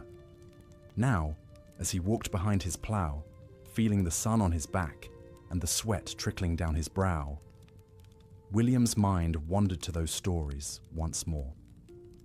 He imagined himself as a knight, riding off to battle on a noble steed, his armor glinting in the sunlight. Or perhaps a scholar, like the wise men he had read about, who spent their days studying the mysteries of the universe in grand libraries and universities. But William knew that such dreams were foolish for a man of his station. He was a ploughman, bound to the land and to the will of his lord. His days would be spent in toil and his nights in exhaustion, with little hope of escape or advancement. And yet, something within him refused to accept this fate. He felt a stirring in his soul, a yearning for something more than the narrow confines of his village and his duties. As he guided the plough through the field, William's mind turned to the tales he had heard of a great poet, a man named Piers Plowman.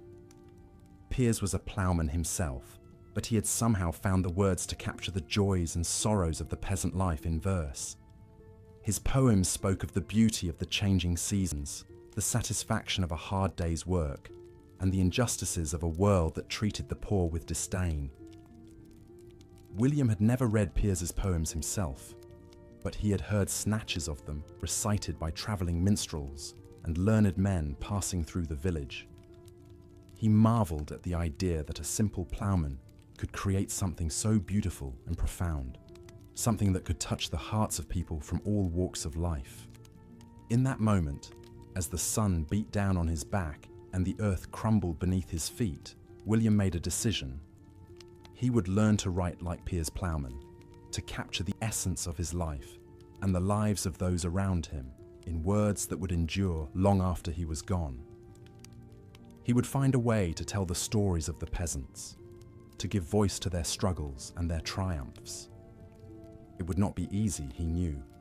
He would have to steal moments away from his work to practice his letters in the dirt with a stick or scratch them onto scraps of parchment by candlelight. He would have to face the scorn and derision of those who saw writing as a frivolous pursuit, unfit for a man of his station. But William was determined. He had tasted the power of words, and he would not let that power slip away. As the days turned into weeks and the weeks into months, William continued to work the land, his body growing lean and strong from the endless cycle of ploughing and sowing, reaping and threshing. But in the moments between, he would pull out his precious scraps of parchment and his crude quill, and he would write. At first, his words were clumsy and halting, his hand unsteady, and his spelling erratic. But as he practiced, his skill grew. He learned to capture the rhythms of speech, the cadences of the seasons, the joys and sorrows of the peasant life. He wrote of the back-breaking labor of the fields, the simple pleasures of a hearty meal and a warm fire, the fear of famine and disease that haunted every peasant's dreams. And as he wrote, William began to feel a sense of purpose, a glimmer of hope in a world that had always seemed so bleak and unyielding.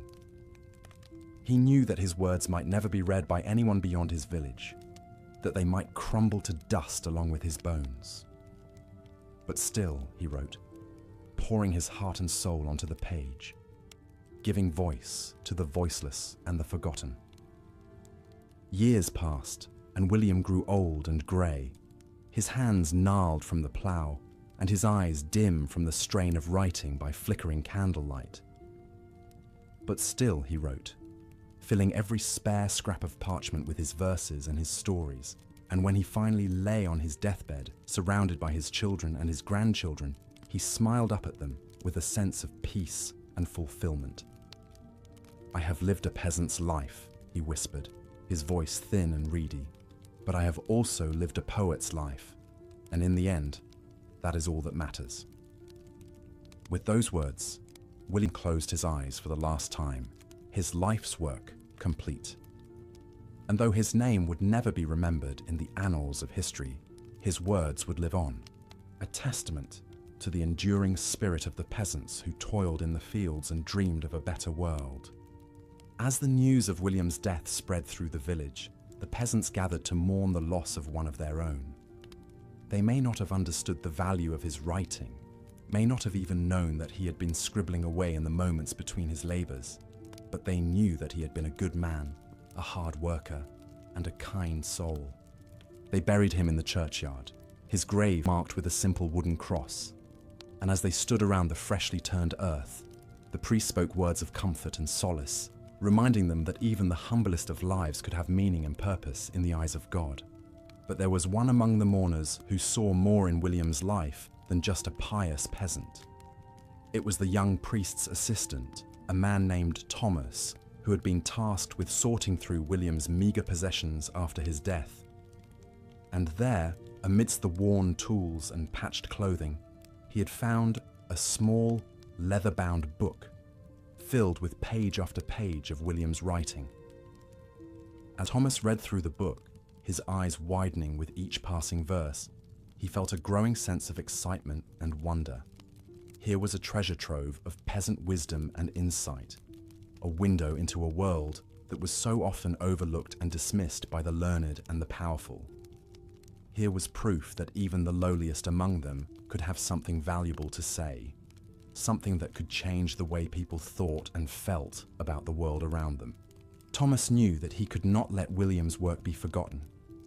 He resolved to take the book to the monastery where he had been trained, to show it to the scholars and the scribes who spent their days preserving the wisdom of the ancients. He would tell them of William the ploughman, the peasant poet who had captured the essence of his life and his times in simple, heartfelt verses. And so, with the book tucked safely in his satchel, Thomas set off on the long journey to the monastery, his heart full of hope and purpose. He knew that the road ahead would be difficult, that he would face many challenges and obstacles along the way. But he also knew that he was carrying something precious, something that had the power to change lives and inspire generations to come. As he walked, Thomas thought of William, of the quiet strength and dignity he had shown in the face of a hard and unforgiving world. And he thought of all the other peasants like him, the men and women who toiled in the fields and the forests, the shepherds and the swineherds, the ploughmen and the threshers.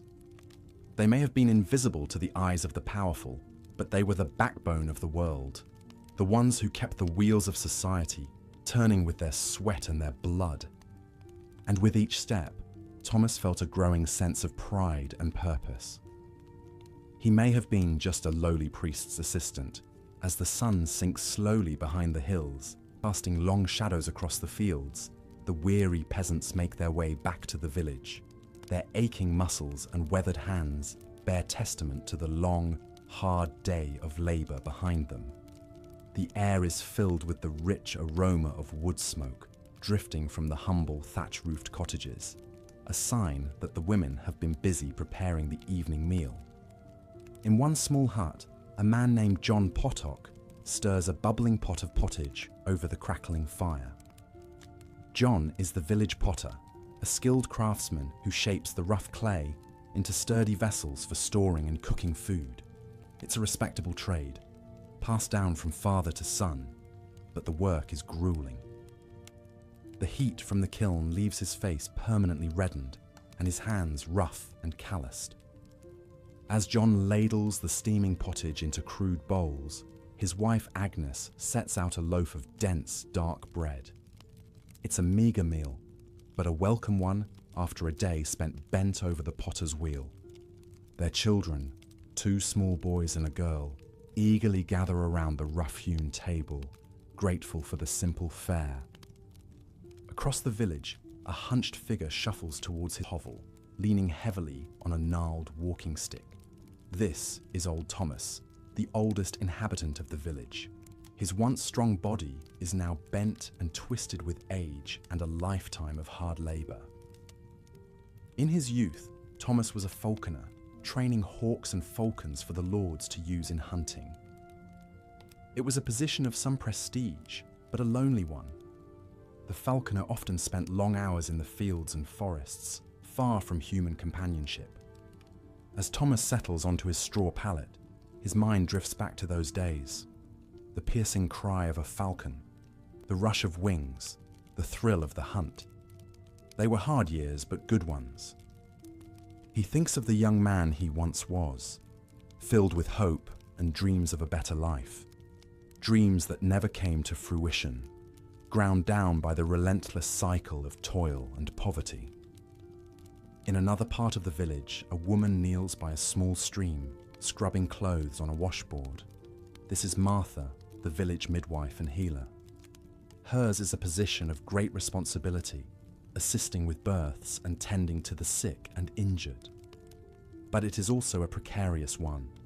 If birth goes badly or a patient dies, the midwife is often the first to be blamed, sometimes even accused of witchcraft. Martha's hands are red and chapped from the constant washing, and her back aches from bending over, but she knows her work is vital. Without her skills, many more mothers and infants would be lost. As she hangs the wet garments on a line to dry, Martha murmurs a quiet prayer for the health and safety of her village. As darkness falls, the peasants gather in small groups, huddled around flickering rushlight candles. They share stories and songs, seeking comfort in the fellowship of their neighbors. The old tales are told again, legends of brave knights and fair maidens, of mischievous sprites,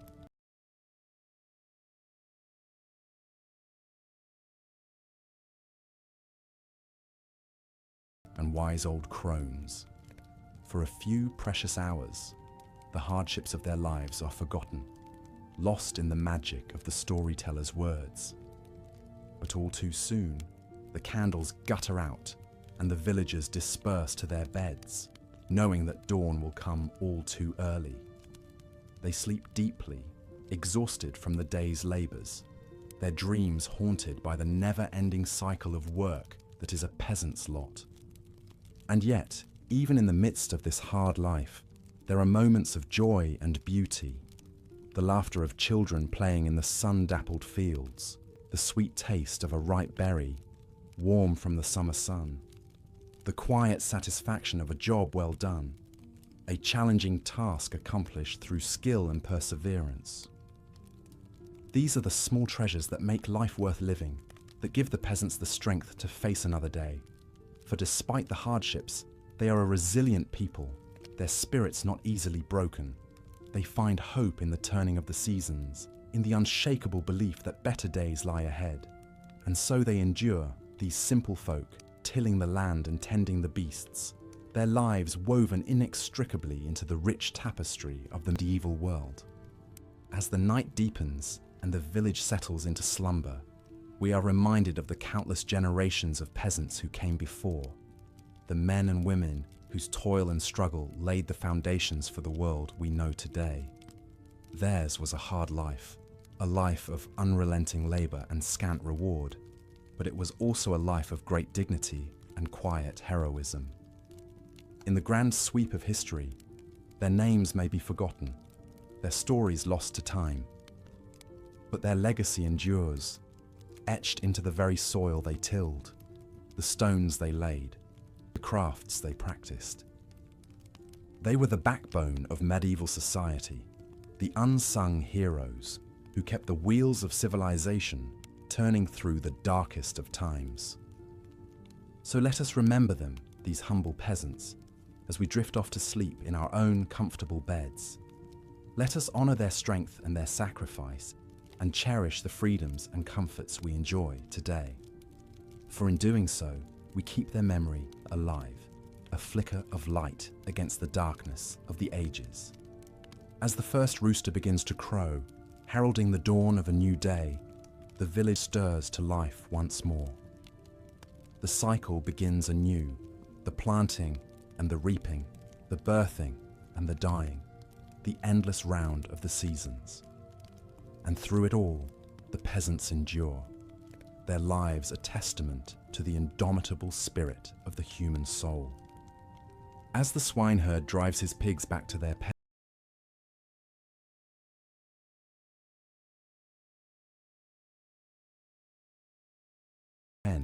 the sun dips lower in the sky, casting a warm golden glow over the Lord's estate. The gong farmer, a man named John, is just beginning his unenviable task for the day. He collects his tools, a long-handled ladle, a bucket, and a simple cloth mask to cover his nose and mouth. With a heavy sigh, he makes his way to the first of the estate's cesspits.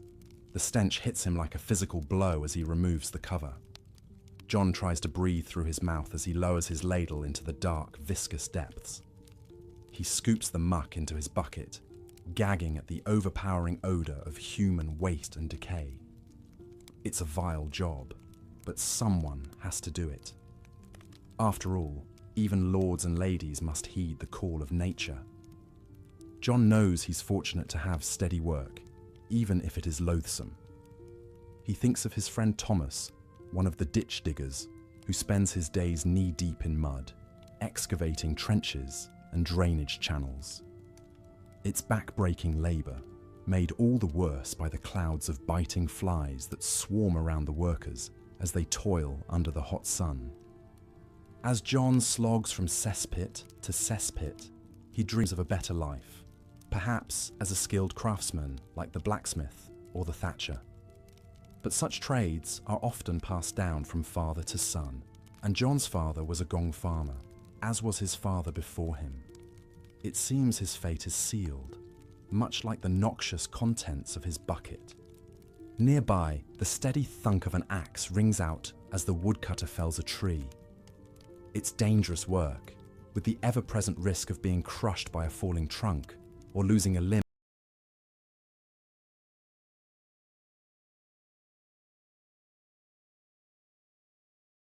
to an errant swing of the axe.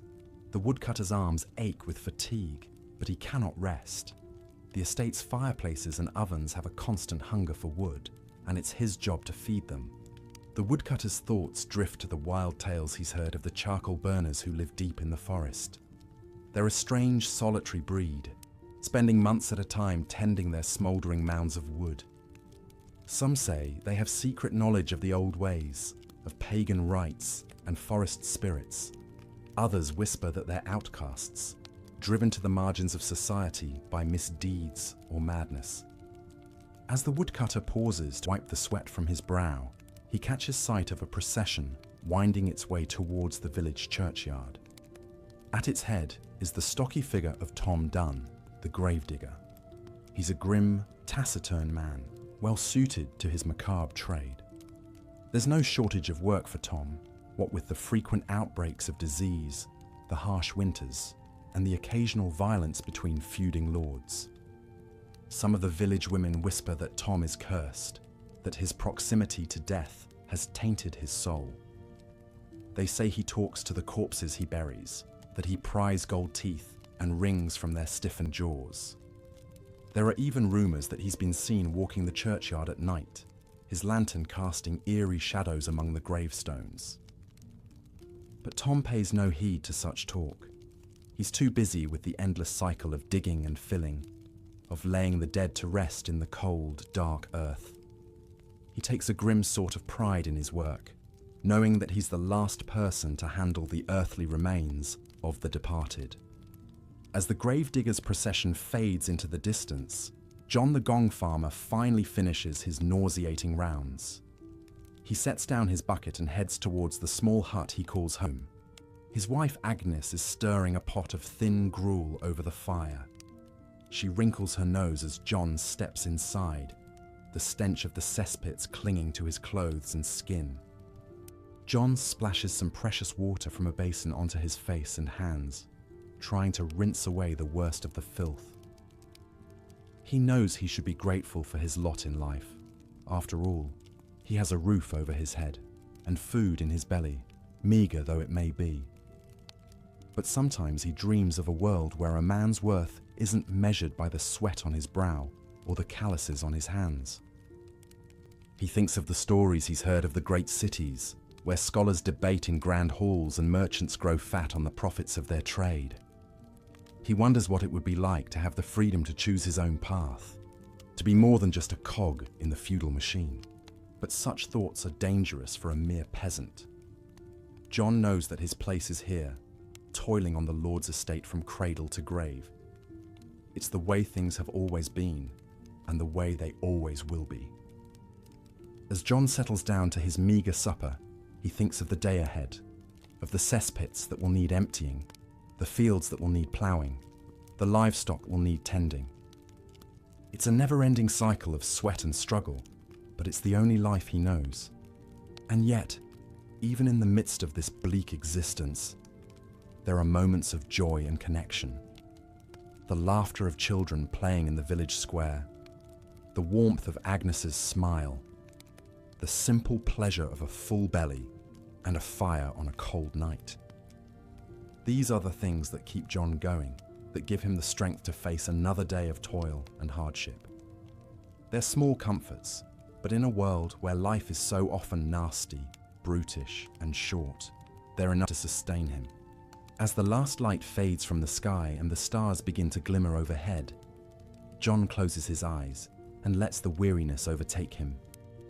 Tomorrow will bring more of the same, more filth, more sweat, more aching muscles and blistered hands.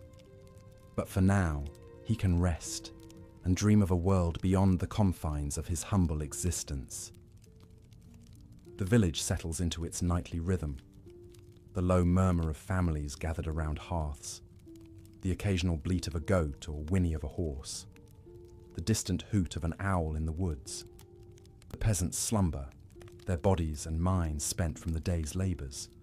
But even in sleep, they're not entirely free. Their dreams are haunted by the spectre of hunger, of sickness, of the capricious whims of their feudal lords.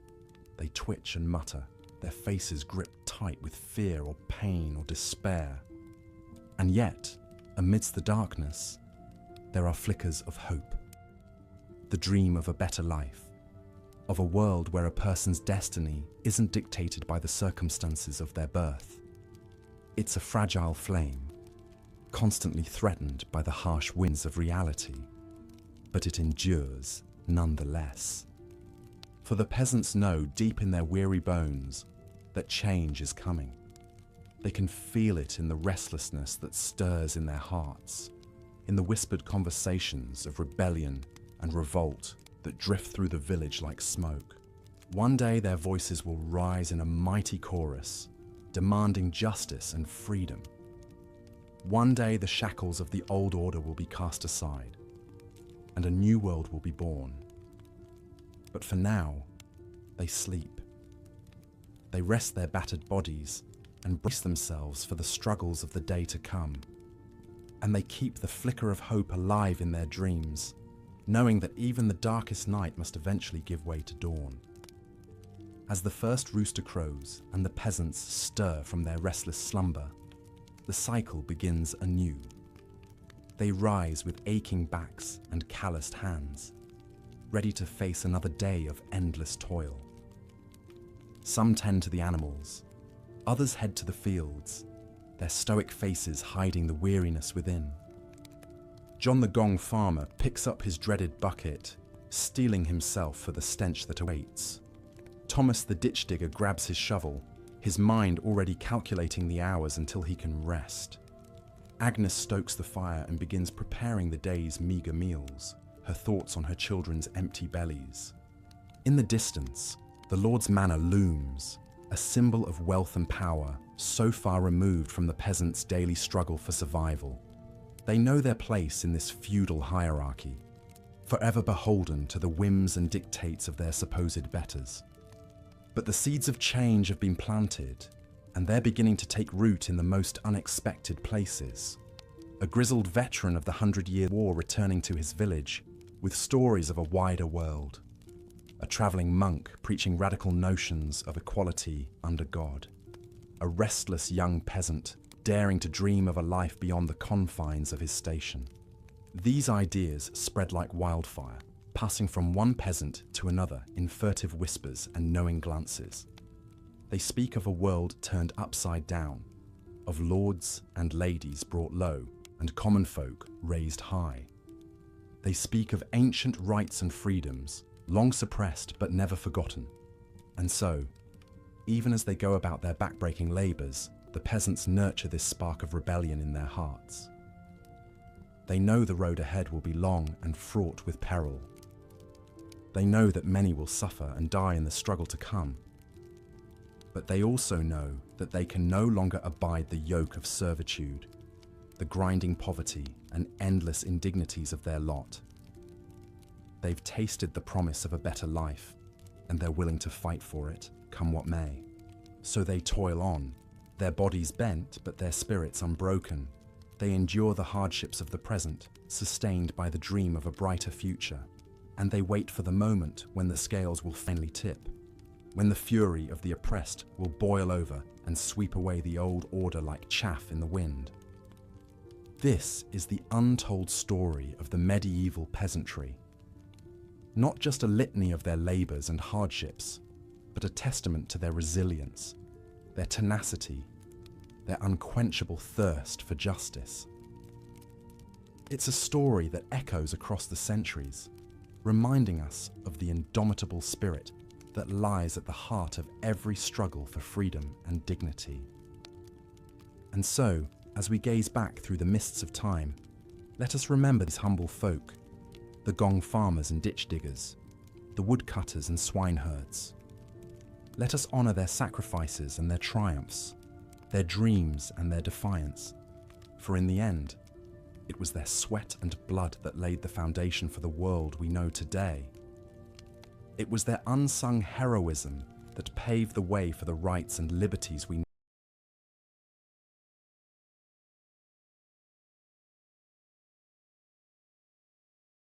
now take for granted. Their names may have been lost to history, but their legacy endures.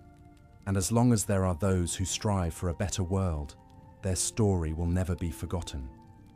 The sun rises higher in the sky, casting its light over the medieval village. The peasants labour on, their lives a testament to the indomitable human spirit in the face of adversity.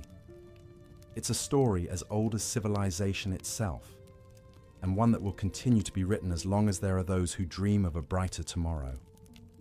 But for now, we leave them to their toil, secure in the knowledge that their struggles and their triumphs will echo through the ages.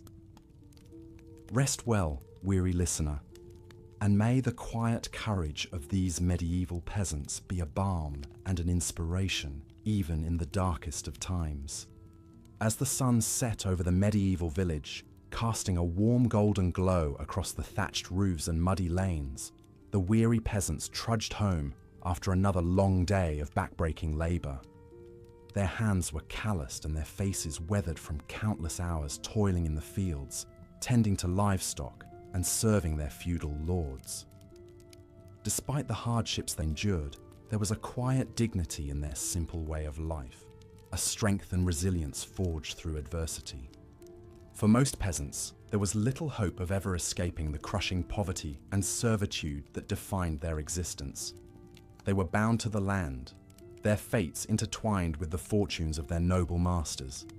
From the moment they were born until their dying breaths, they were destined to work the soil, raise crops and animals, and fulfill their duties with unquestioning obedience. But even amidst the daily grind of feudal life, there were occasional moments of reprieve and joy. The church feast days were eagerly anticipated events when work ceased and the village came together to celebrate their faith and community. Harvest time, too, brought a sense of satisfaction and camaraderie as neighbours worked side by side to bring in the ripened grain before winter set in. And then there were the travelling minstrels who sometimes passed through the village, bringing with them songs, stories and news from distant lands. For a few precious hours, the peasants could forget their troubles and lose themselves in tales of brave knights, fair maidens, and mystical creatures. It was a rare glimpse of a world beyond their own narrow confines. Yet despite these fleeting pleasures, the life of a medieval peasant was one of unrelenting hardship and struggle. They were at the mercy of the elements, vulnerable to droughts, floods, and blights that could destroy their crops and bring famine in their wake. They lived in constant fear of disease, with no understanding of how to prevent or treat the maladies that stalked their communities. And always, there was the spectre of war, of marauding armies that could lay waste to their fields and homes, leaving them destitute and starving. Perhaps it was no wonder, then, that the dream of freedom and a better life smouldered in the hearts of many peasants. Though they risked severe punishment or even death for defying their masters, there were those who dared to rebel against the oppressive feudal system. In England, the Peasants' Revolt of 1381 saw tens of thousands of commoners rise up against the nobility, demanding an end to serfdom and unfair taxation. Though the uprising was ultimately crushed, it sent shockwaves through medieval society and sowed the seeds of change that would slowly take root in the centuries to come. As night fell and the peasants settled into their humble abodes to rest their aching bodies before another day of toil began, one could only imagine the dreams that drifted through their minds. Dreams of a life unshackled from the bonds of servitude, of a world where they were masters of their own destinies. They may have been the lowliest members of medieval society, but in their hearts burned a fierce and unquenchable spirit, a spirit that would endure through the ages and pave the way for the freedoms we enjoy today.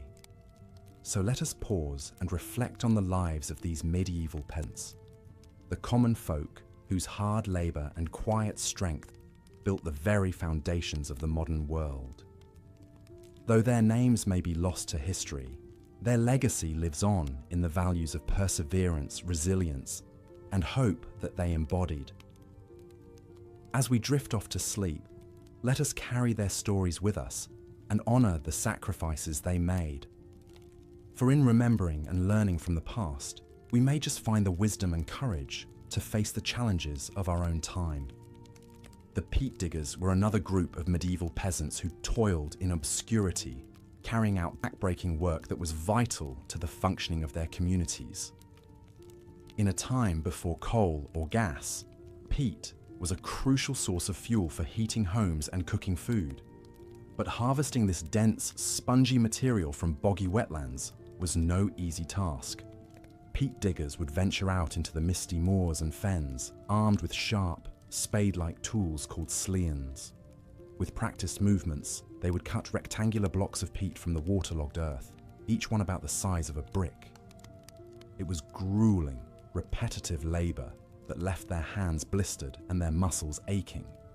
A heavy waterlogged peat had to be lifted out of the bog and stacked carefully to dry, a process that could take weeks or even months. Despite the challenges of their work, some peat diggers managed to find solace and even beauty in their solitary pursuits. One such figure was Meg, a peat wife who lived in the lowlands of Scotland during the 14th century. Little is known about Meg's life, but fragments of her poetry have survived, offering a rare glimpse into the mind and heart of a medieval peasant woman. In her verses, Meg wrote of the quiet majesty of the moors, the changing colours of the seasons, and the simple joys of a life lived in harmony with nature. She found inspiration in the rugged landscape that surrounded her, from the purple heather that bloomed in the summer to the ghostly wisps of fog that drifted over the bogs in the early morning hours. But Meg's poetry also hinted at the hardships and sorrows of her existence. she wrote of the aching loneliness of long days spent in the peat fields, far from the companionship of her fellow villagers. She mourned the loss of loved ones taken too soon by disease or accident, and grappled with the bitter injustice of a world that seemed to value the wealthy and powerful over the humble and hard-working. Despite the challenges she faced, Meg's words reveal a woman of deep sensitivity and resilience, one who found beauty and meaning in even the most difficult of circumstances. Her poetry stands as a testament to the enduring human spirit, and a reminder that even in the darkest of times, there is always room for hope and creativity to flourish. As we contemplate the life of Meg the peat wife and the countless other peasants who laboured in obscurity during the Middle Ages, we are reminded of the quiet strength and dignity of the common people. Though they may have been overlooked or dismissed by their social superiors, they played an essential role in shaping the course of history, laying the foundations for the world we know today. So let us remember and honour the peat diggers, the lime burners, the shepherds, and the ploughmen, all the humble labourers who toiled in the fields and villages of medieval Europe. Their stories may be largely lost to time, but their legacy lives on in the values of hard work, perseverance, and hope that they embodied.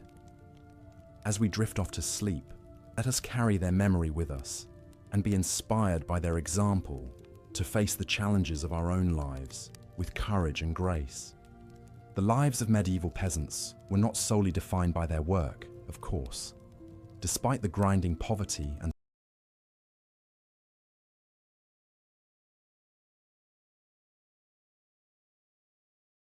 social constraints they faced, these men and women still found ways to carve out moments of joy, community, and self-expression in their daily existence. One of the most eagerly anticipated respites from the daily grind were the church feast days that punctuated the medieval calendar. On these holy days, work was forbidden, and the entire village would come together to celebrate their faith and enjoy a much-needed break from their labours. The air would be filled with the sounds of ringing church bells, cheerful music, and laughter as families and neighbours gathered to feast, dance, and socialise. For many peasants, these festive occasions were a rare opportunity to indulge in a bit of revelry and excess. Tables would groan under the weight of hearty dishes like roasted meats, savoury pies, and fresh-baked bread, washed down with copious amounts of ale or mead. Children would play boisterous games while their elders gossiped, traded stories, and perhaps even engaged in a bit of good-natured rivalry with folks from neighbouring villages. But church feast days weren't just about food and fun.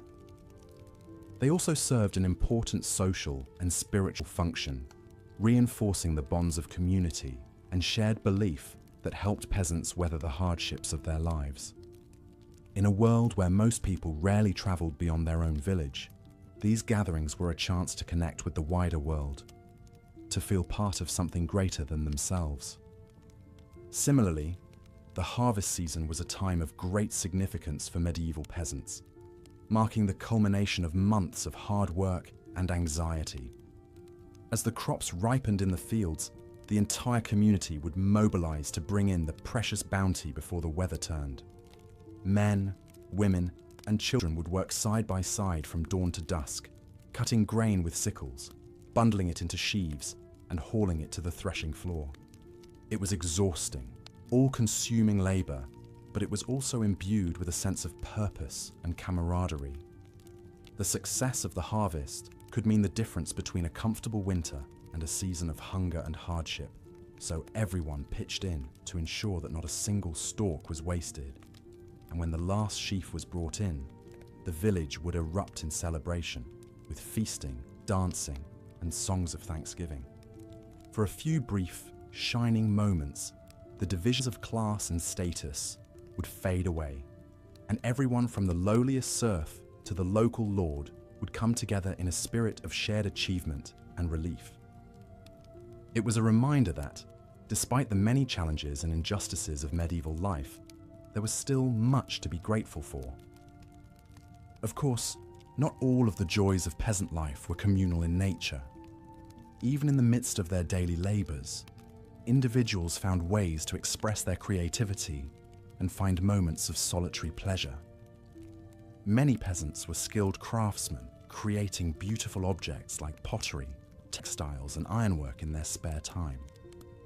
Others found solace in music, poetry, or storytelling, using these art forms to give voice to their hopes, fears, and dreams.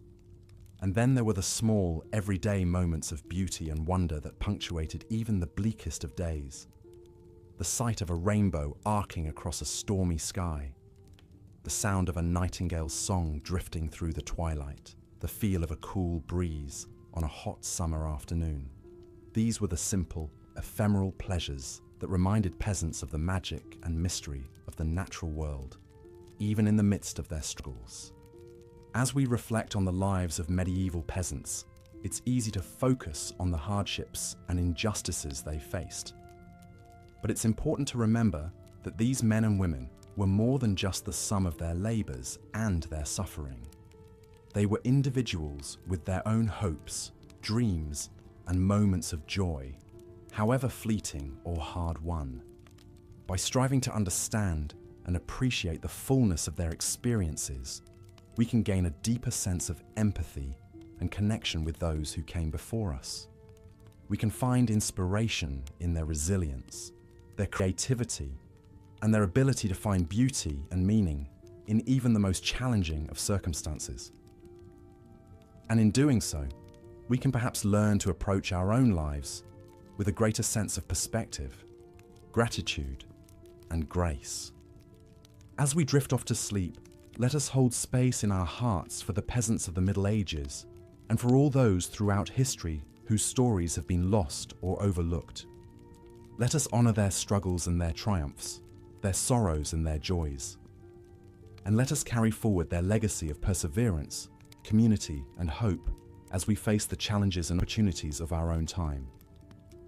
For in remembering and learning from the past, we may just find the wisdom and courage to build a brighter, more compassionate future for all.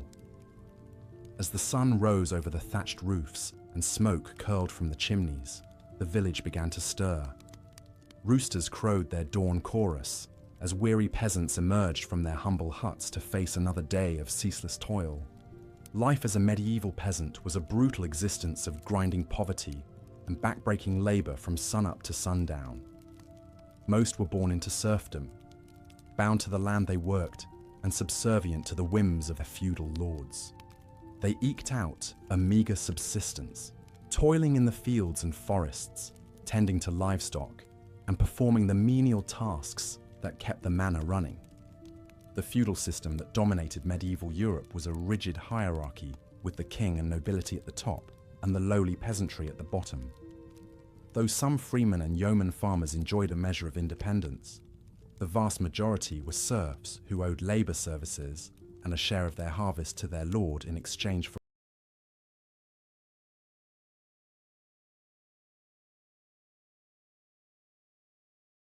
a small plot of land.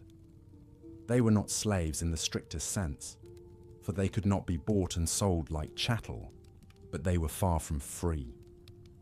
A typical peasant family dwelled in a tiny 1 or 2 room hut, its walls woven from branches and its roof thatched with straw.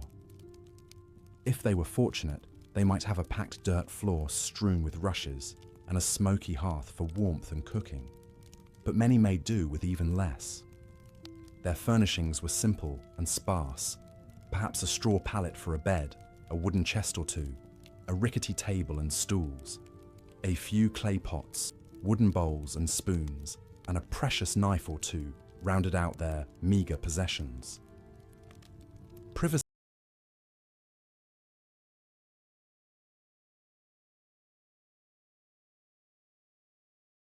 was non-existent in these close confines shared with livestock.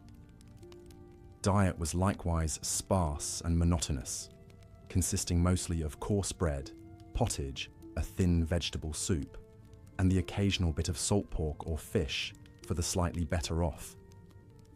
The poorest subsisted on little more than gruel and whatever vegetables they could grow. Hunger was a constant spectre, especially during lean winters or times of famine. A peasant's day began before dawn, rising from a fitful sleep to tend to the animals. Cows needed to be milked, chickens fed, pigs slopped.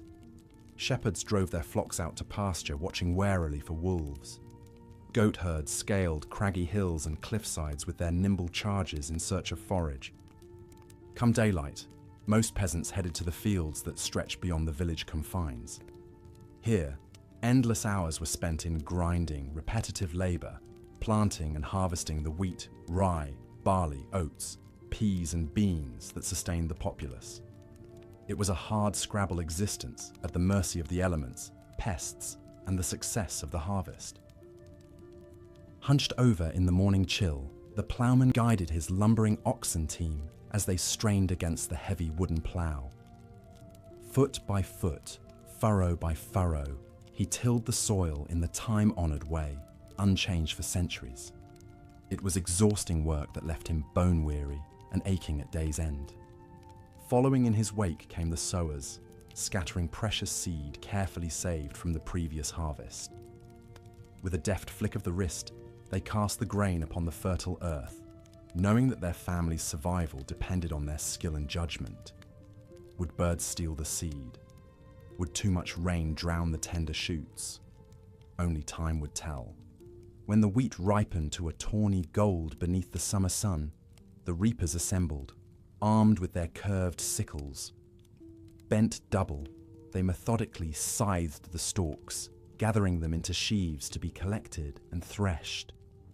It was a race against time and weather to complete the harvest before autumn storms could ruin the crop. Men, women and children all had vital roles to play, and none were idle. When not required in the fields, peasant women cared for the young, the elderly and the sick, kept the fire going, fetched water, baked bread, brewed wheat ale, and if time allowed, spun wool and wove coarse cloth to make clothing.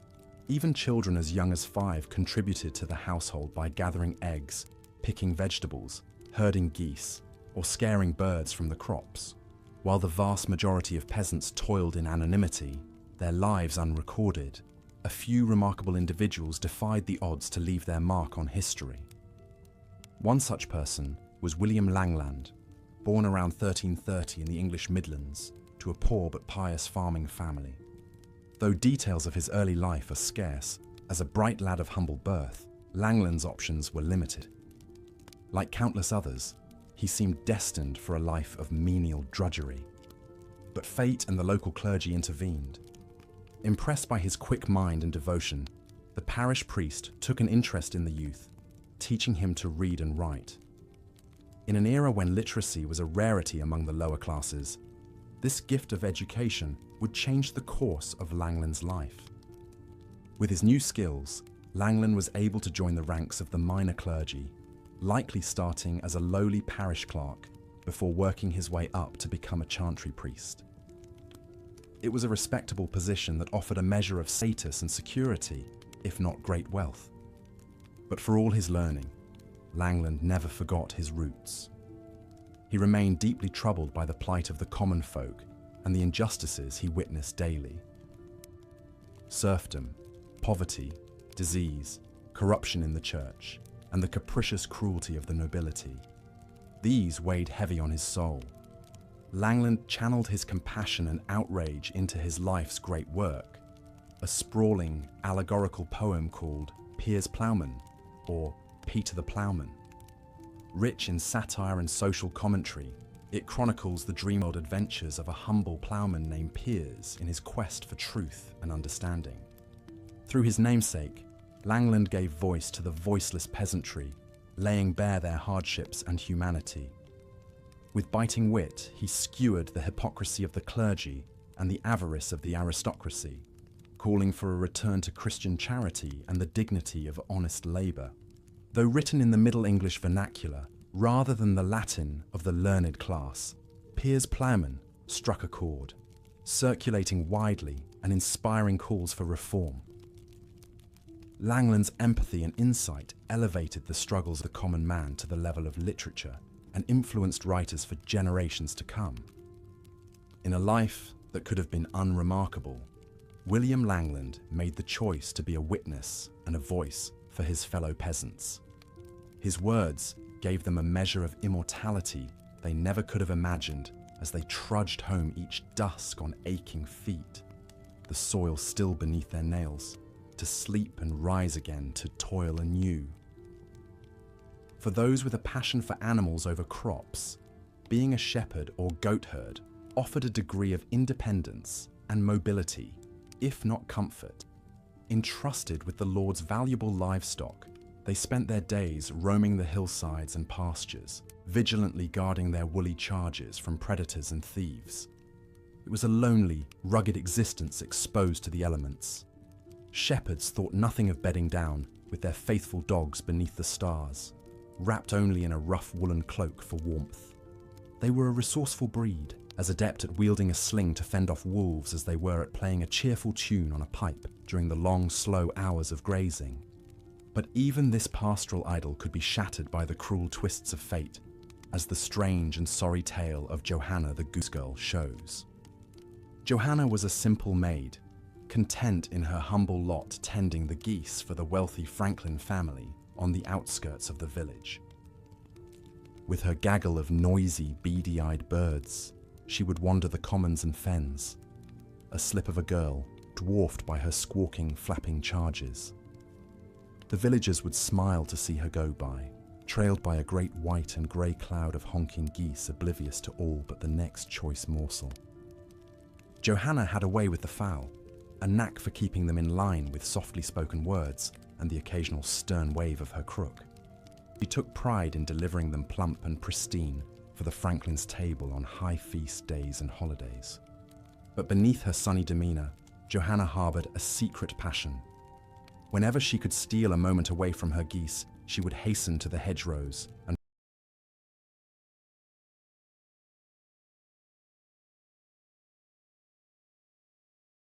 forest edges to gather herbs, feverfew, tansy, pennyroyal, wolfsbane. With patient experimentation, she taught herself the arts of healing and remedy, tending to sick villagers and birthing mothers with her potions and poultices.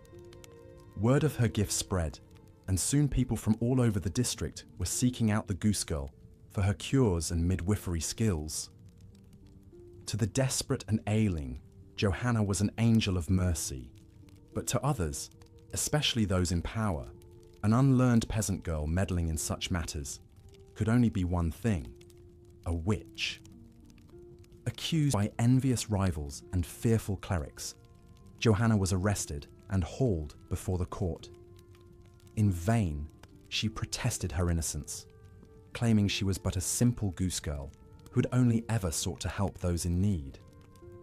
But the forces arrayed against her were implacable. Witnesses came forth to swear they had seen her cavorting with imps and devils in the moonlight, gathering strange herbs for her foul brews. Under threat of torture, poor Johanna broke down and confessed to all manner of outlandish crimes and congress with Satan. Her terrible fate was sealed. The sentence, burning at the stake, was handed down swiftly and without mercy. The pious villagers who had once sought her aid now jeered and cursed as she was led to the pyre, bewailing her betrayal and wicked ways. As the flames licked around her, Johanna's desperate screams pierced the air, mingling with the crackle of the fire and the honking of the geese set free to wander masterless. A pungent whiff of herb smoke tinged the inferno, lending a bitter irony to her demise. Thus perished Johanna, the goose girl, a victim of the ignorance and superstition of her age. Her crime, naught but compassion cloaked in the peasant arts of herb and healer. In a time when women, especially those of low birth, were so easily demonized, her fate was all too common. Not all jobs on the Lord's estate allowed for the small freedoms and open air enjoyed by the goose girls and shepherds. For those at the very bottom of the social order, only the most menial, unpleasant tasks would do. Chief among these was the reviled role of the gong farmer, a lowly serf charged with the unenviable task of cleaning out latrines, privies, and cesspits. Day after day, these wretched souls would wade knee-deep through the fetid muck, shoveling the waste into buckets to haul away and dispose of. The stench was unbearable, a noxious miasma of human excrement mingled with rotten food scraps, animal dung, and other vile effluvium. Even the hardiest soul would gag and heave, eyes streaming, as they tried to breathe through a rag tied across their face. But worse than the smell was the very real danger of disease. The gong farmers waded unprotected through a toxic soup, teeming with parasites and pathogens, at a time when concepts of hygiene and sanitation were utterly alien. It's little wonder so many fell victim to dysentery, cholera, and other horrific ailments. Their life expectancy was dismally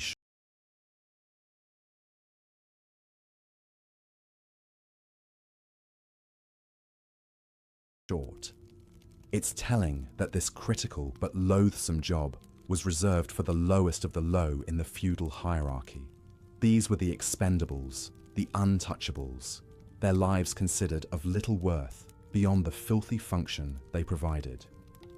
They were shunned by their fellow peasants and exist mostly as passing references in the chronicles of the time, faceless and forgotten. Slightly higher on the estate drudgery scale were the ditch diggers, tasked with the back-breaking work of draining land for farming, digging irrigation channels, and excavating defensive trenches for the Lord's fortifications. From dawn till dusk, they would hack at the stubborn sod, hurling shovelfuls of dirt until their hands blistered and their shoulders screamed. It was a Sisyphean effort, for as soon as one section was cleared, silted up, or collapsed, they would have to start anew. The ditches were their domain, the standing water and sucking mud their constant companions. Mosquitoes, leeches, and venomous water snakes were an ever-present hazard, to say nothing of the risk of cave-ins and drowning. Many were the mother's laments for sons who marched off to dig and never returned, their lungs choked with muck or their bodies broken beneath a ton of crumbling earth. It was a hard way to rest a living, an endless, brutal battle against nature fueled only by thin gruel and the overseer's lash. And then there were the woodcutters, those hardy souls who journeyed out each morn to the Lord's forests to hew and haul the great timbers that fed the ever-hungry fires of the manor and village. Theirs was a world of sap and sawdust, of flashing axes and ringing wedges, of straining sinews and crushing weights.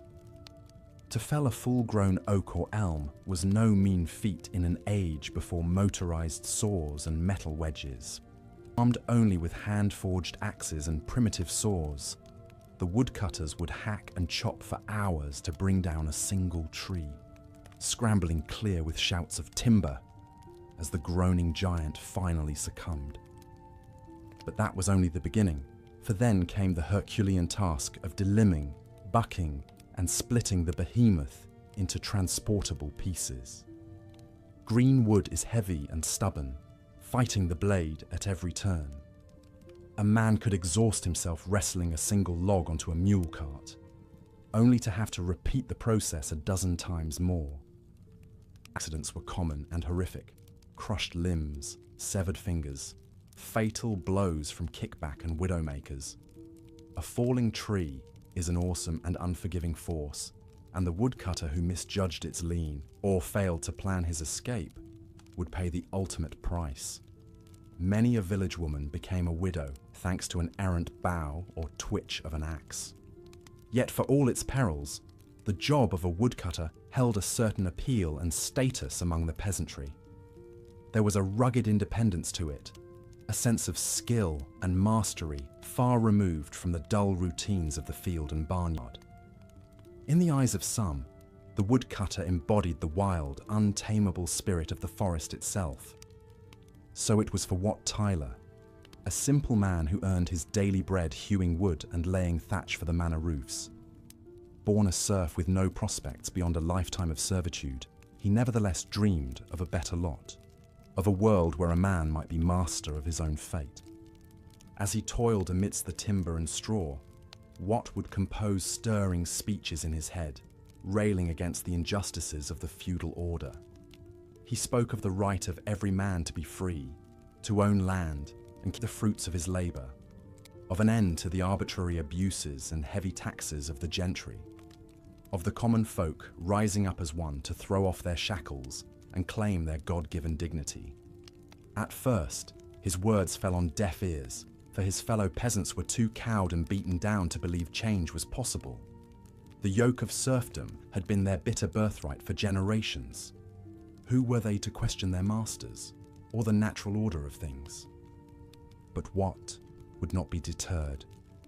With the zeal of a prophet, he continued to preach his gospel of liberation, gathering a small but passionate band of followers.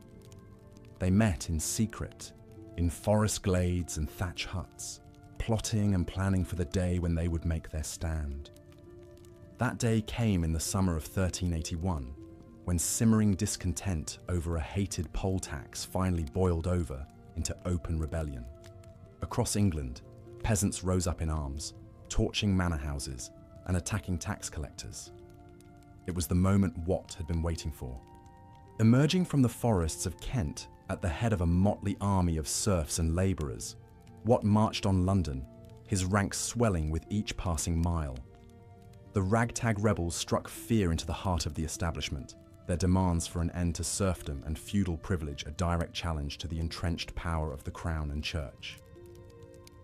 For a brief, heady moment, it seemed that Wat and his followers would carry the day.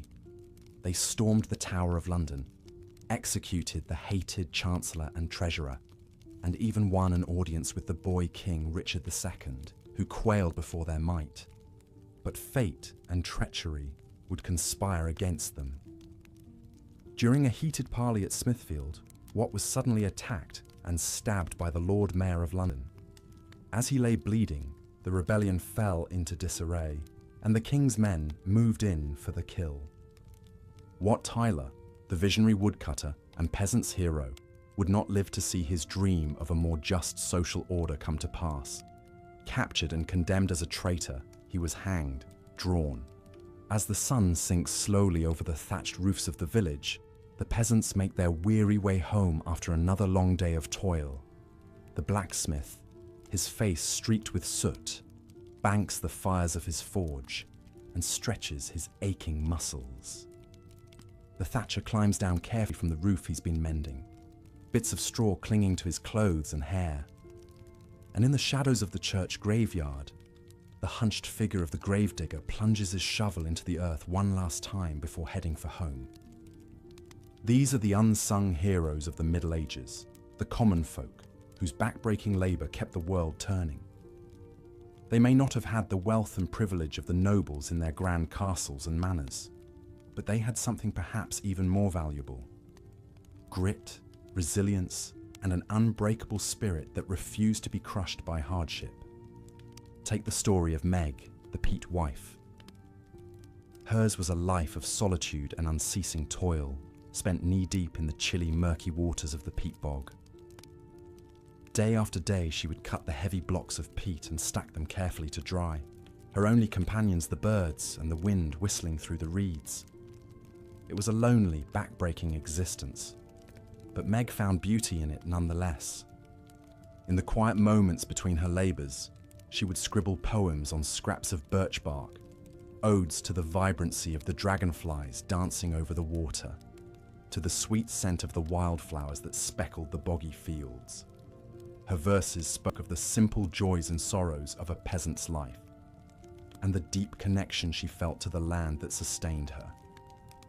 Meg's story may be lost to history, but her spirit lives on in the countless other peasants who found small moments of grace and beauty amidst the drudgery of their lives. The shepherds who watched in wonder as the first tentative lambs of spring took their wobbling steps. The reaper who paused to wipe the sweat from his brow and marvel at the glint of the sun on the scythe's blade.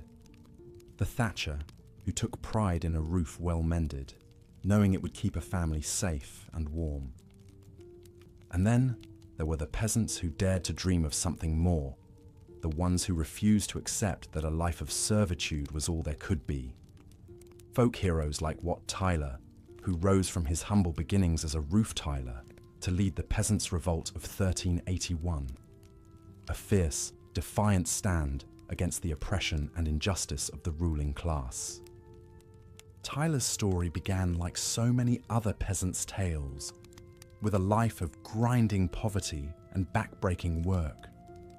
As a boy, he learned the craft of roof tiling from his father, spending long hours lugging heavy bundles of clay tiles up ladders and across precarious rooftops. It was a difficult and dangerous trade, but Tyler took pride in his skills and his strength.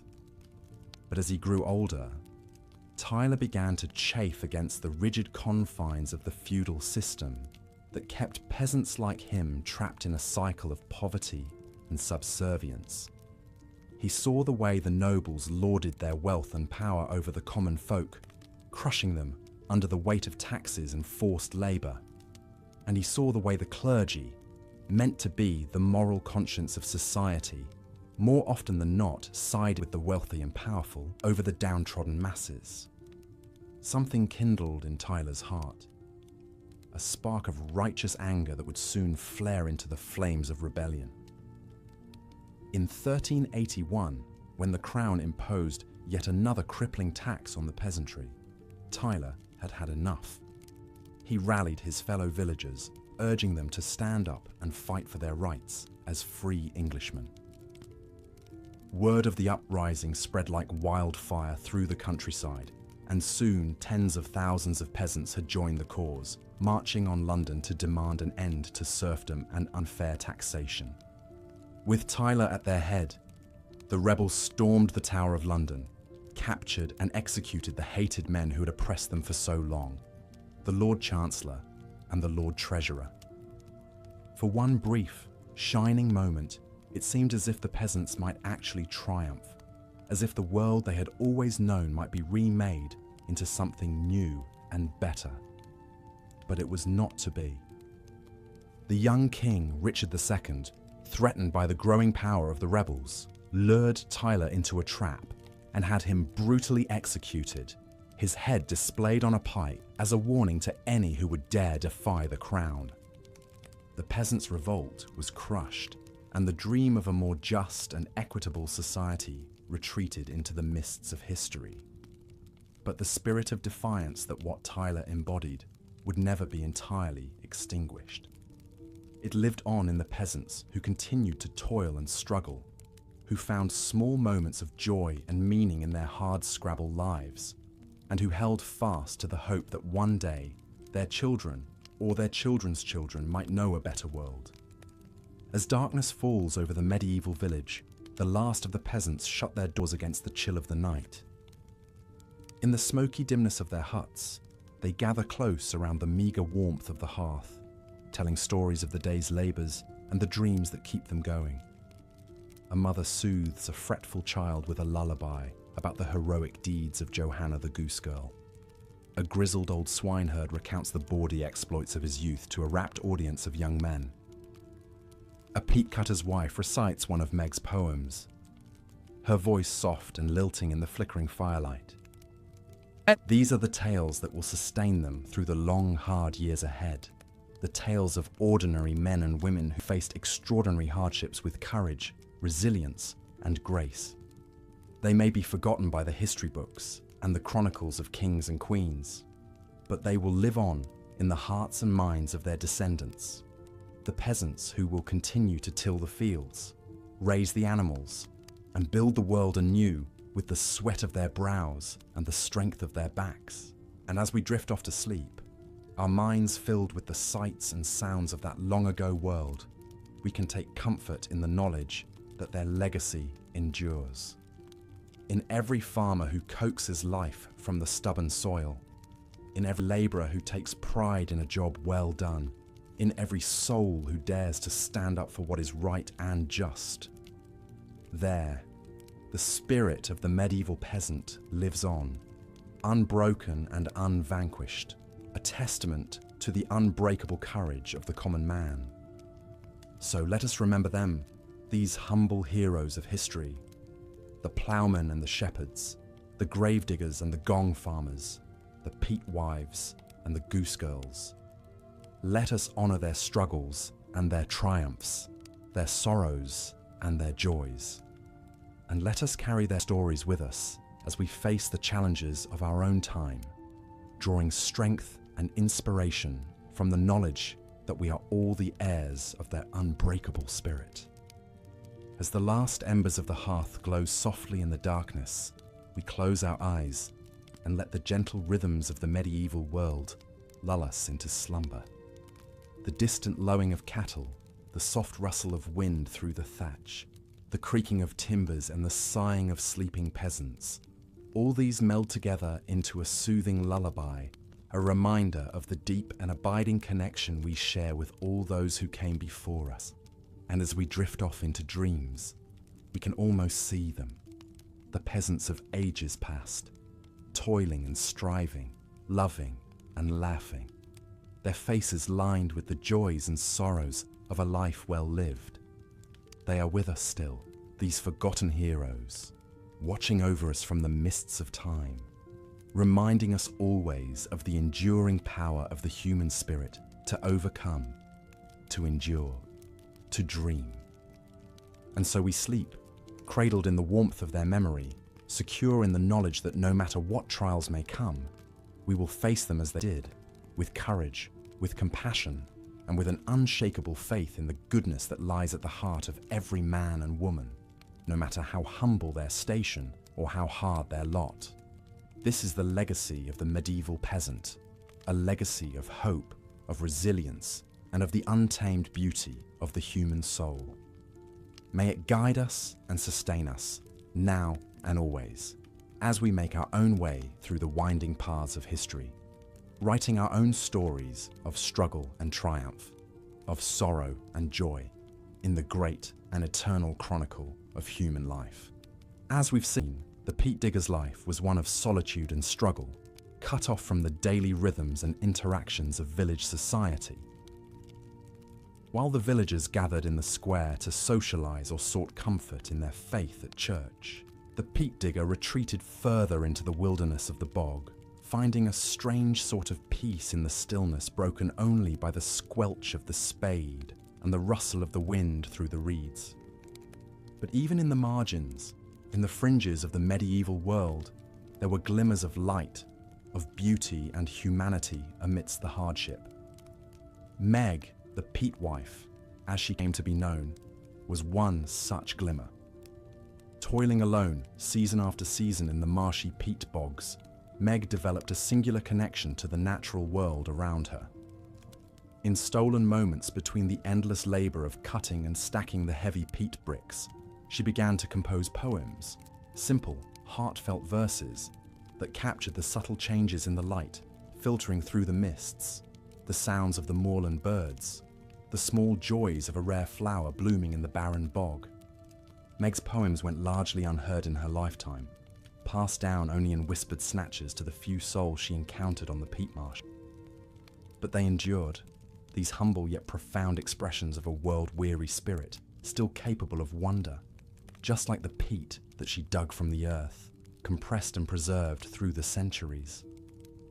In Meg's poetic fragments, we catch a fleeting glimpse of the inner lives of the forgotten folk at the bottom rungs of the feudal world, their dreams and sorrows, their small defiances in the face of a destiny that seemed as fixed and unyielding as the medieval social order itself.